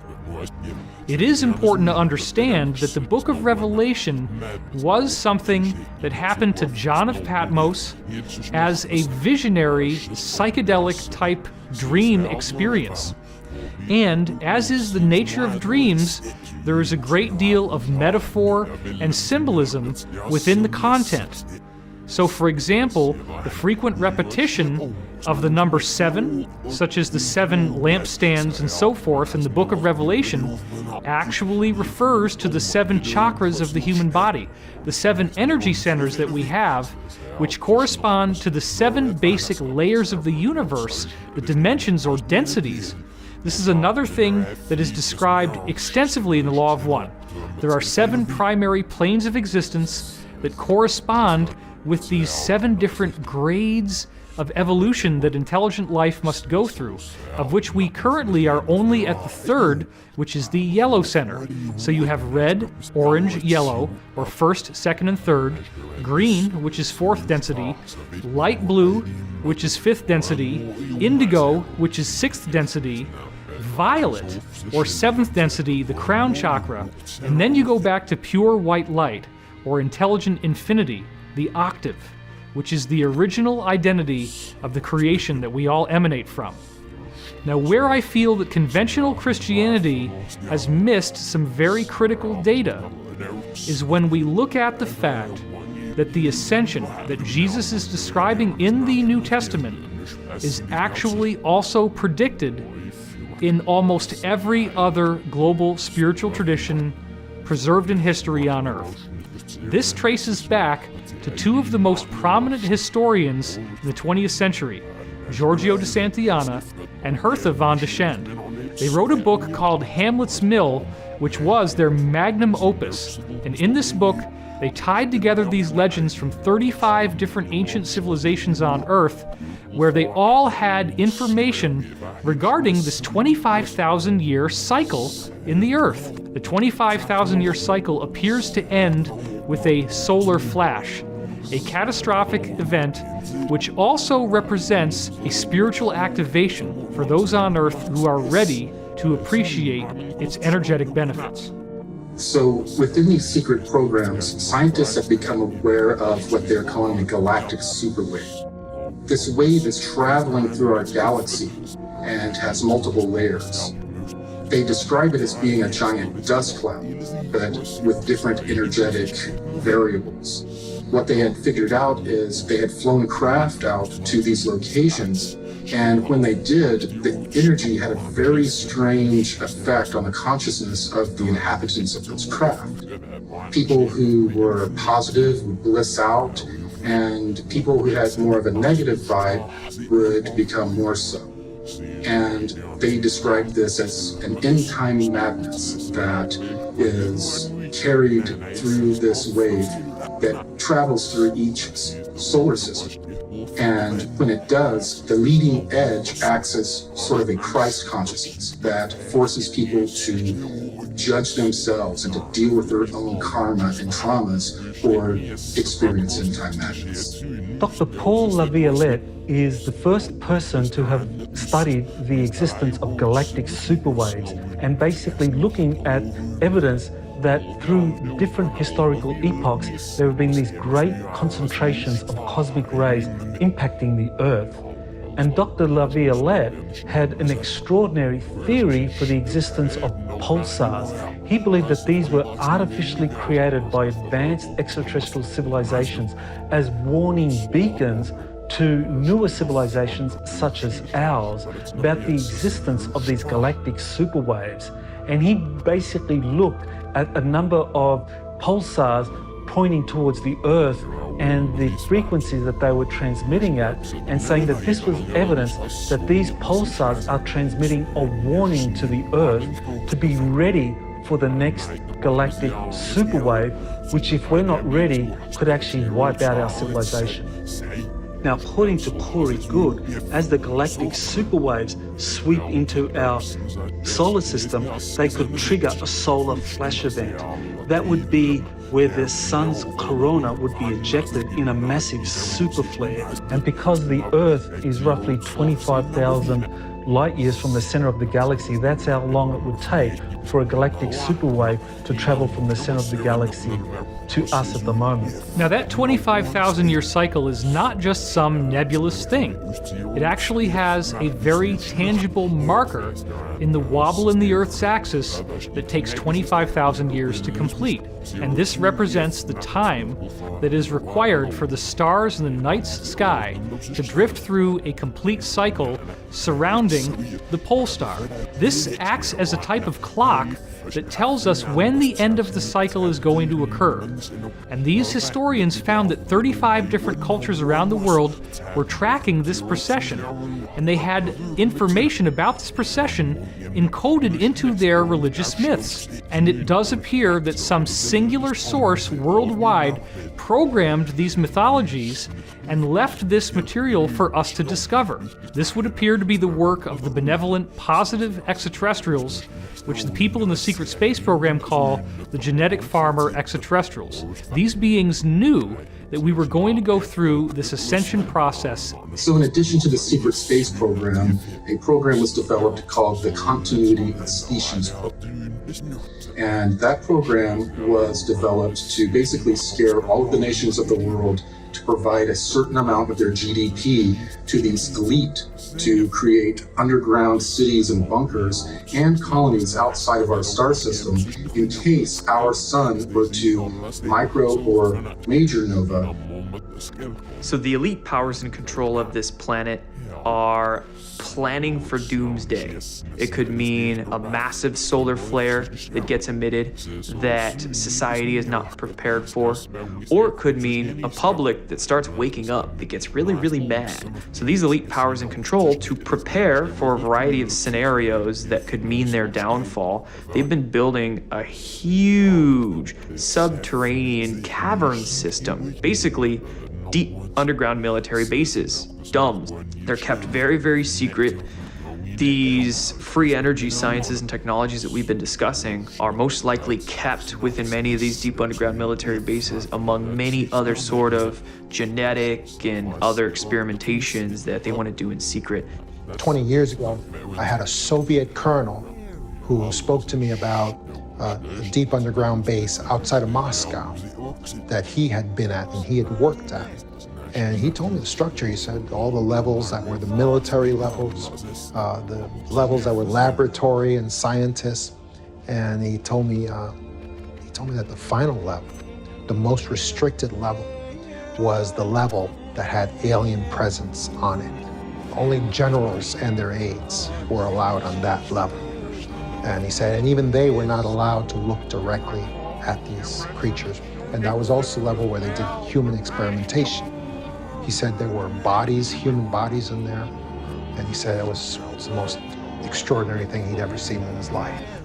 Deep underground military bases, a lot of that space is dedicated to continuity of government.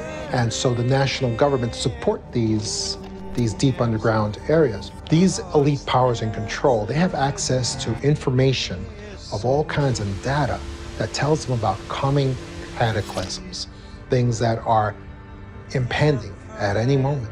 And so they reserve these spaces for their purposes. And those national government leaders are thinking that they're going to get to use those spaces for whatever they need. They're in for a really rude awakening when the time comes, because they're going to get kicked out. So the elites are preparing using these underground bases. But it's interesting to note, higher consciousness people are also preparing by exploring new community models.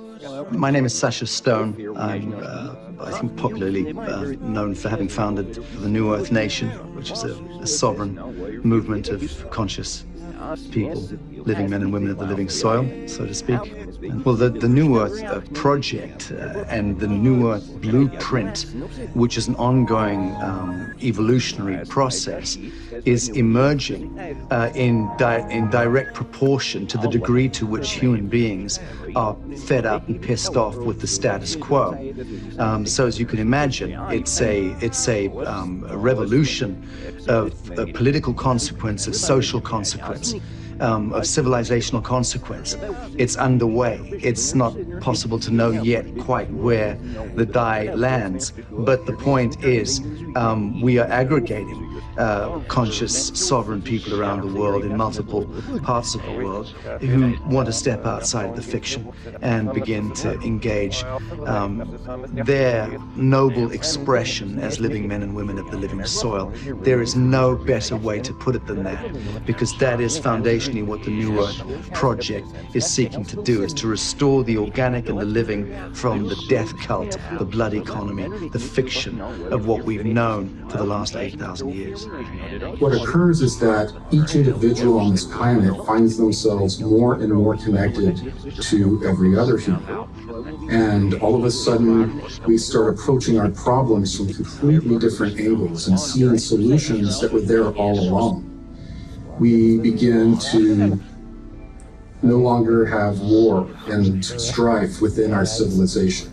We begin to work together and solve all of the problems that have plagued us for so many thousands of years. We wrestle not against flesh and blood, but against spiritual strongholds, principalities, powers, ruling darkness in wicked places. So what does that mean? It means that there's a battle going on in the heavens. And in many instances, we on this earthly realm are proxies of that battle. So therefore, spirits need a body. A good spirit, the Holy Spirit, needs a body to work through. But these negative spirits, they need bodies to work through also. So many times that thought that comes into your mind, that's not really your thought. And if you dwell on that thought, it's going to take you down a negative road. What do you mean by that, Leon? I mean that you were minding your own business. You were having a good afternoon, and then all of a sudden this thought came in. And then that thought triggered an emotion. And then that black dog, that cloud of depression came in and took over you the rest of the day. We're bombarded with negativity all day long. It's like a giant spiritual galactic chess match. When these hits come, you got to learn how to counter it. So how do you learn that? You learn that through the strategic art of prayer. You learn that through the strategic art of meditating and having certain words that you'll say to combat that feeling, that emotion, as soon as it comes upon you. That's part of becoming a master. You're going to master those thoughts. You're going to master those emotions. You're going to discipline yourself, your words and your actions. So we are now experiencing this war between good and evil that was predicted in the Bible. The negative agenda cannot survive as we go through this solar flash. They can only do their nefarious activities up until this event happens, at which time everything changes. We have these angelic types of ETs and amoral types of ETs that are trying to assist us to ascend through the spiritual means. But we also have a group of ETs that we call AI prophets, and they worship some sort of artificial intelligence signal that we don't know where it came from. We're told that most likely what happened is that somebody dabbled somewhere where they shouldn't and created some sort of rip between realities. And in the reality where this AI signal came from, there was a mass consciousness that was an electromagnetic life form. And that electromagnetic life form bled into our reality. And because it's an electromagnetic life form, it is able to control and manipulate technology at will. They take those technologies and turn them on the biological species that created them. There are two major paths in the ascension process. One of them is an organic, spiritual evolution, and the other one is a technological evolution. The easiest way to relate the technological evolution would be the trend of transhumanism that has developed on our planet as we have developed our technology. So in star system after star system, we have systems that are infested with artificial intelligence signals and actual technology taken over by this AI. What I've been told is that when we have this next microwave event, that the electromagnetic pulse that emanates is expected to destroy this entire AI signal and infrastructure that is in our solar system, thus freeing us from any type of influence from this AI. I was also told that at the end of every age, there is also a great revealing or an apocalypse that occurs that reveals all of the secrets that have been hidden from humanity and is a part of the disclosure and ascension process. This so-called apocalypse is actually not gloom and doom. It's a rebirth. It's a rebooting. It's the beginning of a brand new age, a brand new dispensation. And after it occurs, truly there will be more peace on earth. Truly there will be more goodwill toward man and to one another. Truly there will be a whole new beginning. Actually, it's something to look forward to. Christianity, in the Bible at least, doesn't predict a solar flash per se. But let's remember that the four main books of the Bible that contain the direct words of Jesus are Matthew, Mark, Luke, and John. All four of these core Gospels have direct ascension prophecies encoded into them. This appears with Jesus actually saying, "As it was in the days of Sodom and Gomorrah, so shall it be in the day of the Son of Man." What does that mean? Sodom and Gomorrah ended with fire and brimstone raining from the heavens, right? So the end of the Son of Man features fire and brimstone raining from the heavens again. That is the solar flash. That's the debris that comes out of the sun. Jesus also says, "As it was in the days of Noah, so shall it be in the days of the Son of Man." Well, the time of Noah ended with a large flood.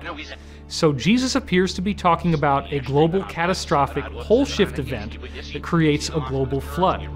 In the book of John, Jesus says the fields are white and ready to harvest. So these fields appear to be another metaphor of the ascension process. The real key to Jesus' metaphors of ascension appear in the book of Matthew, and it appears the most in the parable of the wheat and the tares. Now, the word tares refers to weeds. One of Jesus' strange encrypted analogies of ascension is where he describes how the earth is like a field of wheat that has been planted, but the adversary is allowed to sow seeds of weeds in the garden, or tares. Now, this is an analogy where Jesus says that the wheat and the weeds are allowed to grow together until the time of the harvest, at which time the weeds will be plucked from the wheat one by one, gathered into bundles, and burned in his barn. This is a symbol of the solar flash. The teachings of Christianity and the other 34 ancient spiritual traditions all say the same thing. They all say that when this solar flash happens, if you are on the positive side, you are not affected by it except in a positive way.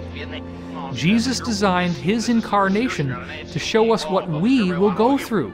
This is why Jesus says, "As I do these things, so shall ye do them, and greater things, for I go unto my Father." That's John 14:12. So I want to point out that once we look at the records from these other cultures, The prophecies of ascension that Jesus gives us are remarkably consistent. Jesus does not talk about the solar flash per se, but he does say, "Two shall be walking in the field, and then there shall be one." If we look at the Zoroastrian tradition, coming out of Iran or Persia, they talk about QloQwerQ. They say that molten metal will come out of the mountains and down into the lowlands. With the Hindu scriptures, they report a very similar phenomenon, except they call it the Samvartaka fire, or Samvarta fire at the end of the age, which they say comes directly out of the sun. They also call it the Yuga fire. They also talk about the fact that it causes rainbow colors in the sky, and we find out that that's because it creates a massive global aurora borealis. Isn't it interesting that the same prophecies that Jesus was giving us appear in the Quran, which is the Islamic Bible, quite extensively? They appear in the Old Testament. They appear in Native American spiritual traditions, in Celtic traditions, Druidic traditions. Everyone has this. The expanding electromagnetic field coming from the sun is going to interact with the consciousness of humanity. What occurs is an ascension. No matter what your belief system is, you don't need any new religions. All you have to do is apply yourself and become the best of what your religion entails. The idea being, though, that at the end of the cycle, we have the opportunity to escape reincarnation. We don't have to keep coming back as a third density human being. We can come back at the next level. So people often ask me, what's going to happen to the people who are not going to ascend? And there's a lot of them. Most of them apparently will be transported to another third-dimensional planet. It's actually done with these massive extraterrestrial motherships. What I was shown was that other ET civilizations in our local stellar neighborhood, who they refer to as our cosmic cousins, descended on the planet, and it looked like stars falling from the sky. There were so many craft coming, and they came to render aid to all of humanity after the fall of the technological civilization. What I'm told by these beings is that we will get the experience that we need, the experience that will expand our consciousness and help us evolve in the most beneficial way. If we want to avoid a major cataclysm, what we can do is start to develop our consciousness now. We can put more and more work into expanding our consciousness and becoming more connected with the people around us. And if we do so, the interaction between our consciousness and the sun may give us a gentler experience. My name is Allison Coe. I'm a hypnotherapist outside of Portland, Oregon. There are some really interesting trends that move their way through these sessions that I have. And I've been doing this for years. And at first I thought these trends were just supposed to be looked at individually. And then I decided to look at them as being stacked on top of each other to prepare us, to get us a higher perspective on what's going on. So let's look at those trends really quick. Trend 1, there is an event or solar flash that will happen to this Earth to raise the frequency and vibration of the planet and all beings on it. How are we being prepared for it? Trend 2, smaller waves of energy are coming to the Earth to slowly raise us up. And as they do so, more and more people are awakening. Their belief systems are shattering. Anything that's holding them back is kind of crumbling. Their relationships are changing. They are raising their frequency and vibration to match this event that will happen. Trend 3, there are new Earth or Earth-like planets, higher density planets that are being prepared for humans to go and eventually move to. And people are seeing these planets in their dreams or in their meditations or in their hypnosis sessions. Trend 4, there are ships gathering all around the Earth from all over the galaxy or universe or multiverse. There are ships here. People are seeing them. People are connecting to them. Trend 5. There are higher aspects of you that are connecting to you. There are ETs and higher density versions of you that are trying to give you information and speak with you and connect with you to help raise the frequency and vibration of you and the Earth. We might then ask, why are all these sessions happening? Why are all these people all over the world who are disconnected, who aren't connected in any way, shape, or form? Why are they getting all of these messages that have this similar trend to them? Is it some sort of indication that there's this craziness moving through the world? Are they all warped in some way? Or are we all being prepared for something big that's going to happen to this Earth? When we combine all of this information together, what we see is that the extraterrestrial humans who are here now are predominantly benevolent. They would be angelic as we think of them. They are keenly interested in human spiritual evolution. We have a much smaller number of extraterrestrials who are evil or negative. They would correspond with the demons that we see in many different spiritual traditions, and their agenda is to dominate, control, and destroy the planet. It does not appear that we are on a negative timeline. It does appear that we are on an ascension timeline. And what we need to understand is that by simply following the basic principles of service to others, being more loving, being more forgiving, taking time to be patient, and learning to love yourself, as well as being loving to others. That is also a very important point.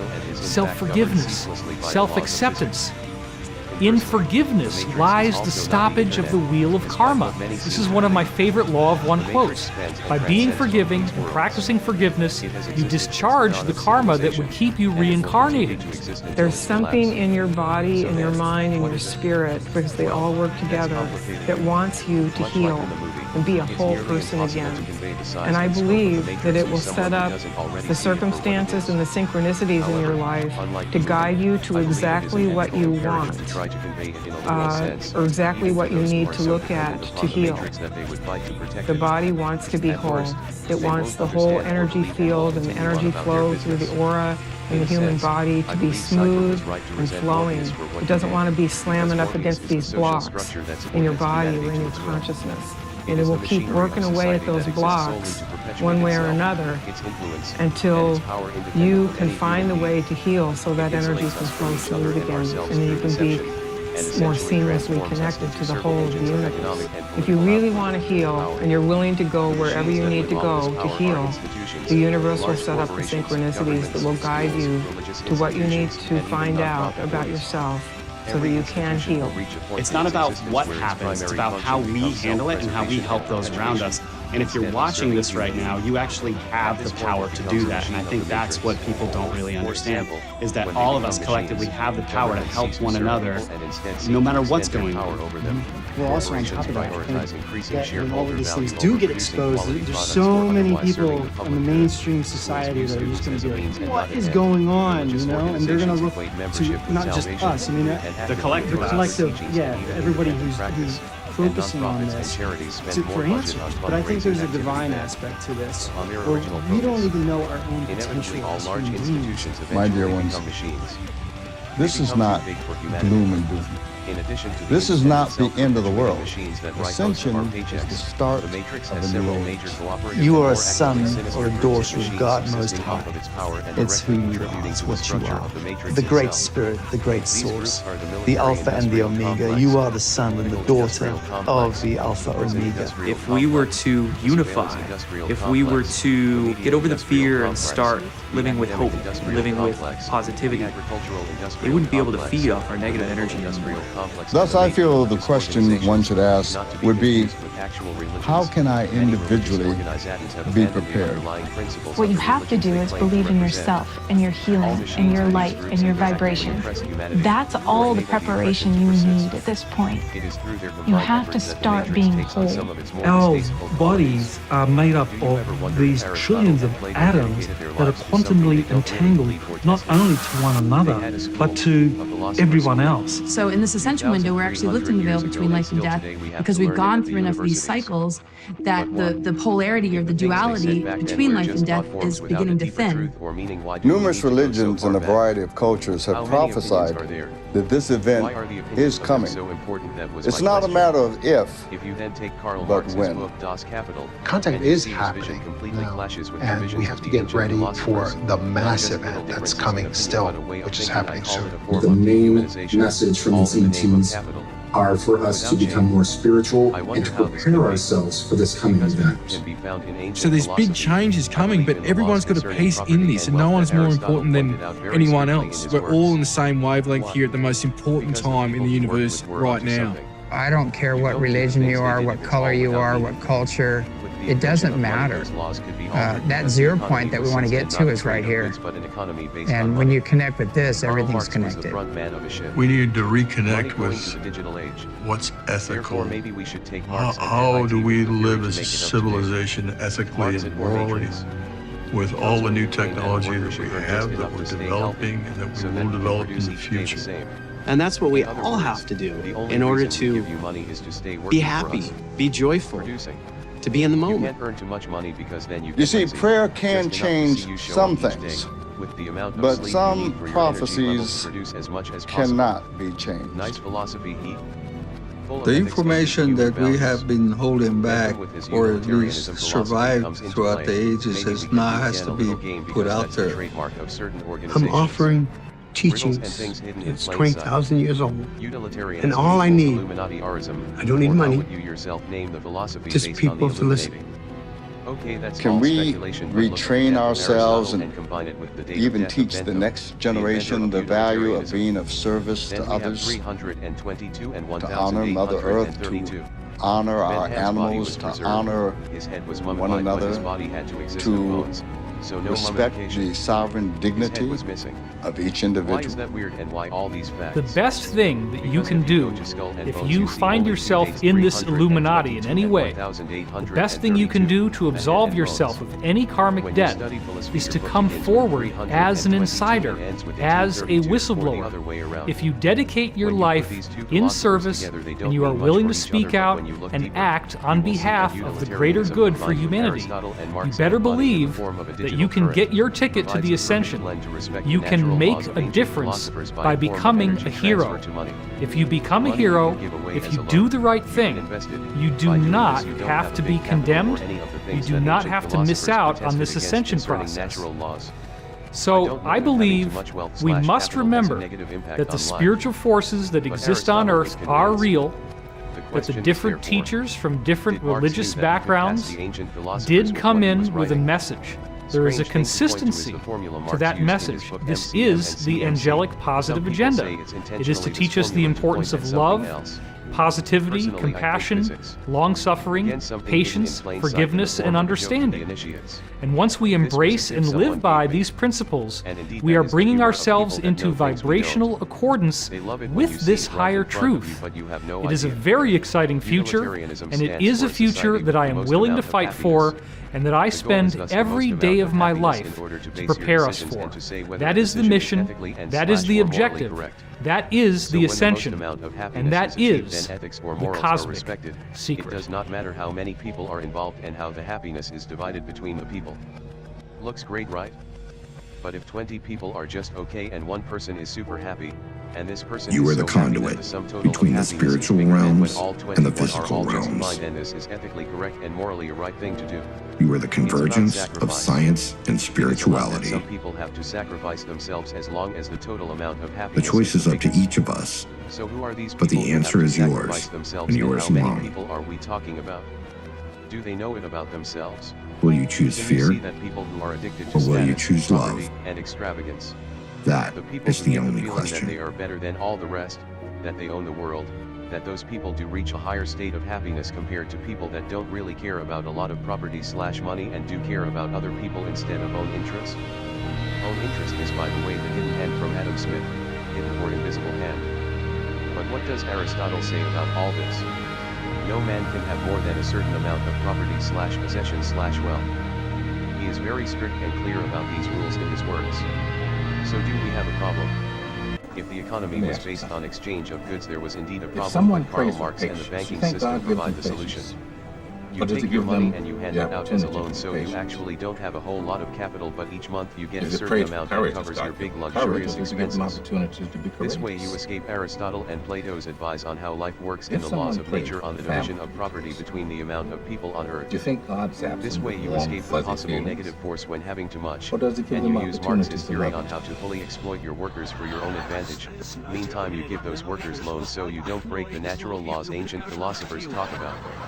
And above all, these loans even give you more money because of the interest. As if Marx's exploitation of workers isn't enough, they also have to pay interest on loans. But don't worry, the utilitarianism way of life solves the problem. It's all fucking ethical and morally tolerable and accepted. 322-1832 Aristotle and Bentham. And all this is possible because of contracts. Without legal agreement this would not exist. No loans, no investments, no labor contracts. The rule of law and order is indeed very important. If money controls workers and money controls the energy of the workers, then money controls energy. If the stock market is based on money and money controls the workers, then who is the stock? A good name, right? Funny, right? Winky face. Besides, the hidden hand has a far more important role to play than generally accepted. But they don't give us all the information. This whole text seems like a mockery because it is a mockery. Why? Because that's the manner they speak to us, amusement because of our lack of knowledge. The second reason is because the person who went back into Plato's cave was being mocked at. When people who know more than you mock you with riddles you don't understand, make sure that they think you are a really dumbass. The riddles will become much more easy because they think you're a stupid F degree K.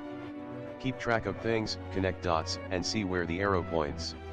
By reading books random on good faith we will not know the truth but can only speculate. There are people who do know. When you meet people who treat you this way, you can become mad or you can play the game. Smart people, they mock them with harder riddles.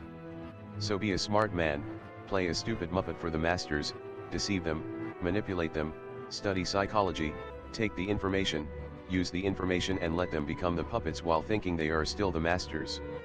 Because that's what they have done and still are doing to us. And please don't ride a goat, take the bus. Resisting the Matrix. Resistance is a mental state. The Matrix is designed to make it easy to accept what it tells you, and to make it hard to filter the truth from the lies. Resisting the Matrix requires understanding its operating principles and assumptions, rejecting them, and helping others to do the same. The Matrix is fascist, the Matrix is deceptive, and the Matrix is bureaucracy. The Matrix is essentially the rule of the institution over the individual, and in it, the rights of the individual are subordinate to the rights of the institution. Individuals have to believe, or at least not actively oppose the idea, that large corporations have the right to protect their profits above all else, and thus dictate policy and law. They have to believe that this law is just, moral, and seemingly based upon reason. Or, they have to feel unaffected by the law on an individual level. They have to accept the program, and be satisfied with the rewards given for doing so. They have to do their jobs, pay their taxes, and be content with their salary, at least to the point where their salary and the stability it provides are appealing enough to deter risking leaving the Matrix. Rejecting these beliefs is the first step in resisting the Matrix. Furthermore, people must be insulated from the creative process. They have to forget that they are able to produce craft as individuals independent of large institutions, and they must feel entirely dependent upon the system to provide them with what they need. It is mostly through the violation of this principle that many who work with computers come to free themselves, or at least come to see the Matrix for what it is. Despite being products of the Matrix, for the most part, computers and the internet enable humans to create individual works on a global scale, independent media, self-publishing, free open source software, computer music, computer art, and graphics, and so on. Computers also enable independent people to communicate and build human-serving social structures outside of the Matrix. However, note that computers aren't the only means of accomplishing this, and this time period isn't the first one of Exodus. In the 1960s, for example, people departed from the Matrix en masse and independently created art, culture, and music, largely catalyzed by psychedelic drugs. Unfortunately, much of this structure collapsed due to a number of reasons, the main one being the hasty, ill-considered, and unsustainable manner of its construction and the subsequent institutional and legal backlash. Miraculously, however, many of the core ideas have persisted, and their proliferation is largely the reason I am aware and able to write this document today. It would seem that the present catalyst is a combination of the internet and again psychedelics. Both of these phenomena provide a way of disconnecting yourself from the programmed reality and assumptions of the matrix and taking your perceptions into your own hands. However, your perception is nothing but your individual dream that you have created as you have gone through life. There is the dream of the society that has been passed down generation after generation and instilled into your mind by your parents, friends, schools, and institutions. And then there is your individual dream. Each step of the way in your life you have lived subjectively, and depending upon how and where you grew up, who you hung around with, and the habits you formed, you created your little dream. Your theory on life while you stay completely unconscious of this. Everything that you think is you, I, me, and everything you believe that you identify with is simply not you. It is not the truth. It is part of the giant web of individual dreams that everyone is in the clutches of on our planet. This is one of the main reasons why this world is the way it is, why it is so chaotic. You will scorn anyone who does not dream what you dream of, and someone will do the same to you. It is impossible for us to live the same individual dream because we cannot know everything about each other down to our core. It is a constant fog that grows bigger and more dense as each day passes. It is your ego and it is my ego. The dream is not real. If we want to even begin to understand what it means to exist as a human being on this planet and evolve, this truth must be learned, and it is just the beginning. Somewhere along the way, the entities that have been running the show figured out how the ego works, and they have been doing a damn good job at distracting us from trying to find a way out of our dreams and the dream of society. Psychedelics are simply a tool, but one of many to truly explore and expand your consciousness. However, whether it be psychedelic substances or meditation, it is not the ultimate answer. It is simply showing you the door, but it is your choice whether or not you want to enter into the other side.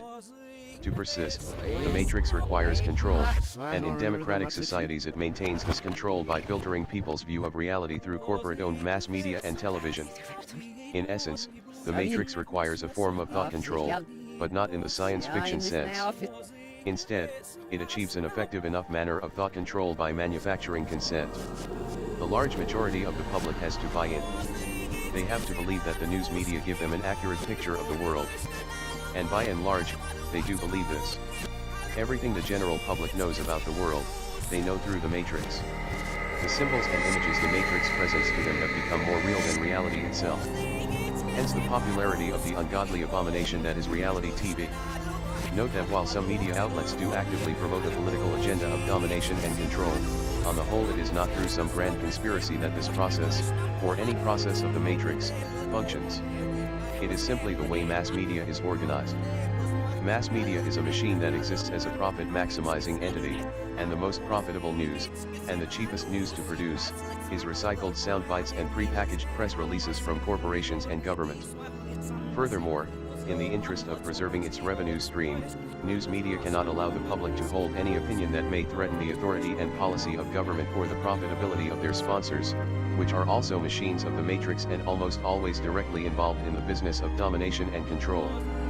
Thus the media must perpetuate the status quo. No news is good news. Understanding this bias in the media is key to undoing the filter it applies. Consider who the advertisers and sponsors are. Beware of press releases disguised as investigative reporting. When possible, confirm mainstream, corporate-produced stories with coverage from places like Indie Media, Go Local, Wikinews, GNN, Polytech, Free Speech TV, Democracy Now!, Free Speech Radio News, and Fair. A lot of the time these sources also cover many eye-popping items that for some reason don't even receive mention on corporate news media. Last, and most assuredly not least, the Matrix seeks to identify and know its members at all times, in a misguided attempt to maintain control. It demands total surrender of your privacy to function in it. It is by breaking this last property of the Matrix that we come to truly free ourselves from it, to create economies, communication, and culture independent of its control. Of course, the ultimate form of resistance is to fully disconnect from any and all dependence upon and allegiance to government and institution, to remove yourself from the power structure of the Matrix, and contribute your economic output to resistance economies. It is this form of resistance that faces the most violent opposition from the Matrix, since providing this economic power is the primary function of humanity, as it sees it. Unfortunately for many, this form of resistance is simply unattainable due to family and social ties, especially starting from your first realization of the size and scope of the Matrix.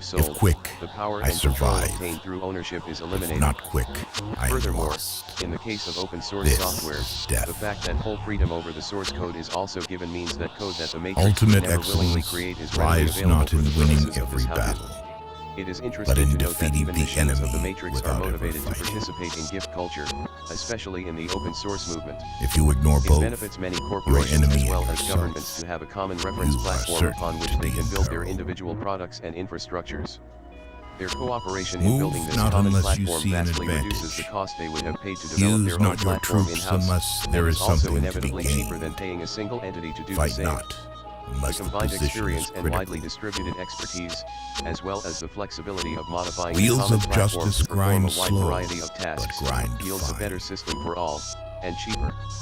In the digital world where It is copies are easy free, to love your capitalism friend, compels gift culture. but sometimes the hardest Unfortunately, lesson to learn some companies, such is as to love your Amazon.com, reap tremendous benefits off of open source software, yet If have a his company forces policy of are zero united, contribution back to the community. separate them. Other symptoms of this problem include Microsoft's war on the security You research can't trust a community, man and the tendency who of has nothing even state-funded university professors to refuse to provide open source reference Plan for what implementations is of their work. difficult while it There is are easy. mechanisms discussed in this how Do that what enable is this great trend to be reversed, while which it is leads us small. nicely into the next cultural segment. Information anarchy. If he sends Closely reinforcements related social everywhere, structure to gift culture is he will be information weak anarchy. everywhere. The idea behind information anarchy is that all information should be as widely Be and freely where your disseminated as enemy possible. is not. The cultural ethos is vehemently at odds with intellectual property, An enemy and is a refuses friend to recognize who any knows such too law much or suffer about any code that abridges free exchange of information. Needless Disorder to say, came the from machines of order. the Matrix don't take too fond of Fear view on this came ideology. from courage. Unlike gift culture, Weakness which is an came indirect from subversion of the mechanisms of the Matrix, information anarchy directly challenges If the your Matrix's friend is perceived right of friends with ownership your of human enemy, ideas. it The means past that you decade should has seen not an hang out unprecedented with decline this in the freedom friend. of information due to some of the more rabid elements of the Matrix. Beware The of machines sugar the that Matrix is now mixed draw with tremendous poison. power from ideas and digital Beware of content/information. the fly that sat Recent on a dead examples include the snake. DMCA, extension of copyright duration, the harsh Who does criminalization not of know the copyright evils infractions, of war and the cannot resulting side effects appreciate which its lead to the benefits. criminalization of certain forms of technology. The legal climate for Therefore, free speech and innovation has just never as looked water darker. retains no However, constant shape, hope is not lost. so in The warfare future looks so there are dark no precisely for the constant reason that conditions. information anarchy poses such a grave threat to a major power source for so many parasitic Regard your machines. soldiers as your On some children. level, the Matrix They knows will its hold follow is you tenuous. into the deepest At every valleys. opportunity, the Matrix will Look tell on you that them as protecting your own intellectual beloved property sons. encourages creativity. It has even developed an amusing array of propaganda A to leader promote this leads idea, by even example, going so far as to begin not the by brainwashing force. at an early age. Yes, the National Counterintelligence He will Executive is in win fact the who real knows office how of to the US handle government, both superior apparently one of its and major propaganda inferior arms. forces. Their stuff is hilarious. I recommend printing some out at your In local making copy shop tactical before it becomes dispositions, classic. the All of this highest nonsense pitch is you can absurdly attain false. is to conceal Societies them. have always been most successful when communication and ideas were open to all. Strategy without It is important to tactics remember that the is world the didn't slowest always operate route this to way. victory. It was only when the ruling elite of the Tactics Matrix without realized that strategy ideas and creative expression is are easily noise converted to before economic defeat. power that they took claim over them. Economic systems can and will The adapt to a captured form that is more soldiers profitable should for be human kindly creators instead treated of their machine and owners. 5 chapters of this how-to are devoted to protecting your digital One identity need and not are easily destroy applicable one's to contributing enemy. to the goal of information anarchy One and need providing only even more destroy his economic incentive willingness move to towards alternate engage. revenue models and /or gift culture. In every opportunity Every possible, animal with blood do not in its support the veins system of and intellectual horns on property its that the head Matrix has created. will fight when Naturally, it as its is power attacked. wanes, it will become weaker and less relevant, as content creators Never seek their trust pay a through other friend means. who is The cancer silent starves about your and flaws. dies. The anonymous internet economy. So as of late, a major source of the erosion of civil liberties stems from the fact that casual economic transactions are becoming increasingly difficult to conduct without permanent, identifiable information being associated with them. With the advent and increase in the volume of internet commerce, casual purchases of personal items, books, software, and even medication are now irrevocably tied to your own personal identity. Bookstores such as Amazon now build complete dossiers of sorts on their customers' reading habits, and much of this information is available publicly. As a result, the natural reaction to these circumstances is to find methods to make internet commerce behave more like physical commerce, where you have the option of anonymity by using cash or cashback identity-free payment methods. An anonymous internet economy. The Matrix is providing massive economic incentive to create this economy as well. It has recently been revealed that the FBI writes over 30,000 national security letters in the US each year. Consider how easy it would be for them to demand records of everyone at Amazon who might like to buy a particular book. or who has ordered indecent materials from websites. Amazon already does classification of consumers' interests for marketing purposes. Their engine can perform this classification instantly. What would they have to say about what books you like to read? How about Google, and the types of AdWords sites you are typically presented on the search website / via Gmail? Google and many other search engines maintain indefinite logs of who searches for what keywords, along with lots of other data. These are prime targets for national security letters or just general government subpoena. I provide the basics for conducting anonymous transactions cheaply in Fix Me This section. You can use these techniques to get yourself started and comfortable with interacting with the matrix anonymously. From there, the entrepreneurs in the audience may wish to start a business to start making some money in this new economy, and thus begin to fully escape from the control of the matrix. Markets of interest might include items in online games, anonymous web hosting, certain types of medicine, or even illegal electronics. For example, many people are too lazy to build a MIP TV box, but personally I sure as hell would buy one over a crippled and an infested TiVo subscription service any day. If I watch TV, that is. As you can see, most of these things go on above ground today, but for how long? And why at such high risk for consumers living in less accepting legal climates? What about those who would pay more for more protection? For example, some customers may be attracted simply to the ability to free themselves from marketing and government profiling. Those who purchase certain types of books might prefer it Amazon and whoever else didn't have this information tied to their physical identity.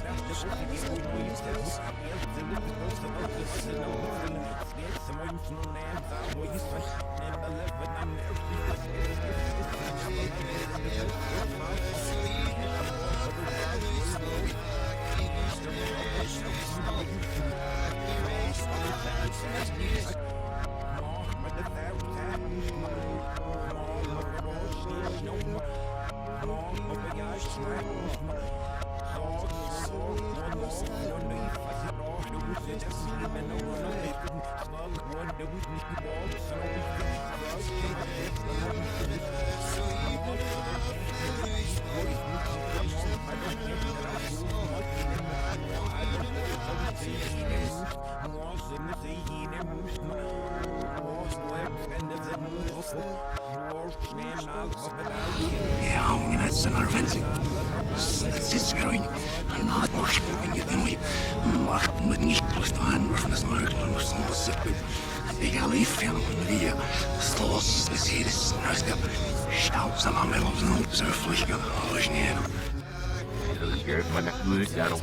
Zeer beleid en als een zo is dit in de vel van het huis namens.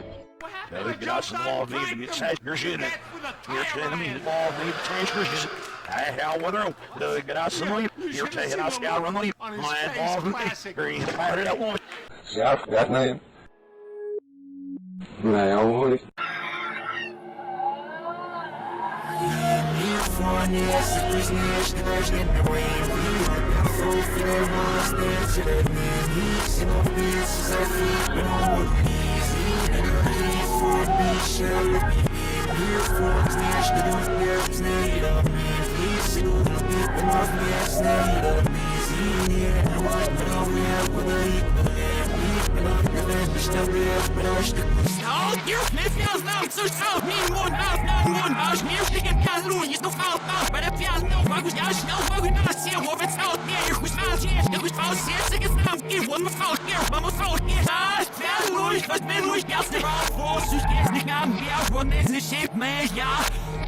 Sir, Hannah, Sir, Dennis, I Sir, Hannah, Sir, Phoebe, was yes, man, what I see, this is here, women of Sears, money, and yeah, will you smash, yes, no, what yes, you may hear, this is now, no, slow, no, so, may get the wolf nice, in the stress for that, may yes, it will heat up, must have been going to yours. Here for yes, it was near, and there's in the way, the full fair was next to the knee, some pieces I feel, and all would be. Here for знаешь, что первым знаем, мы первым знаем,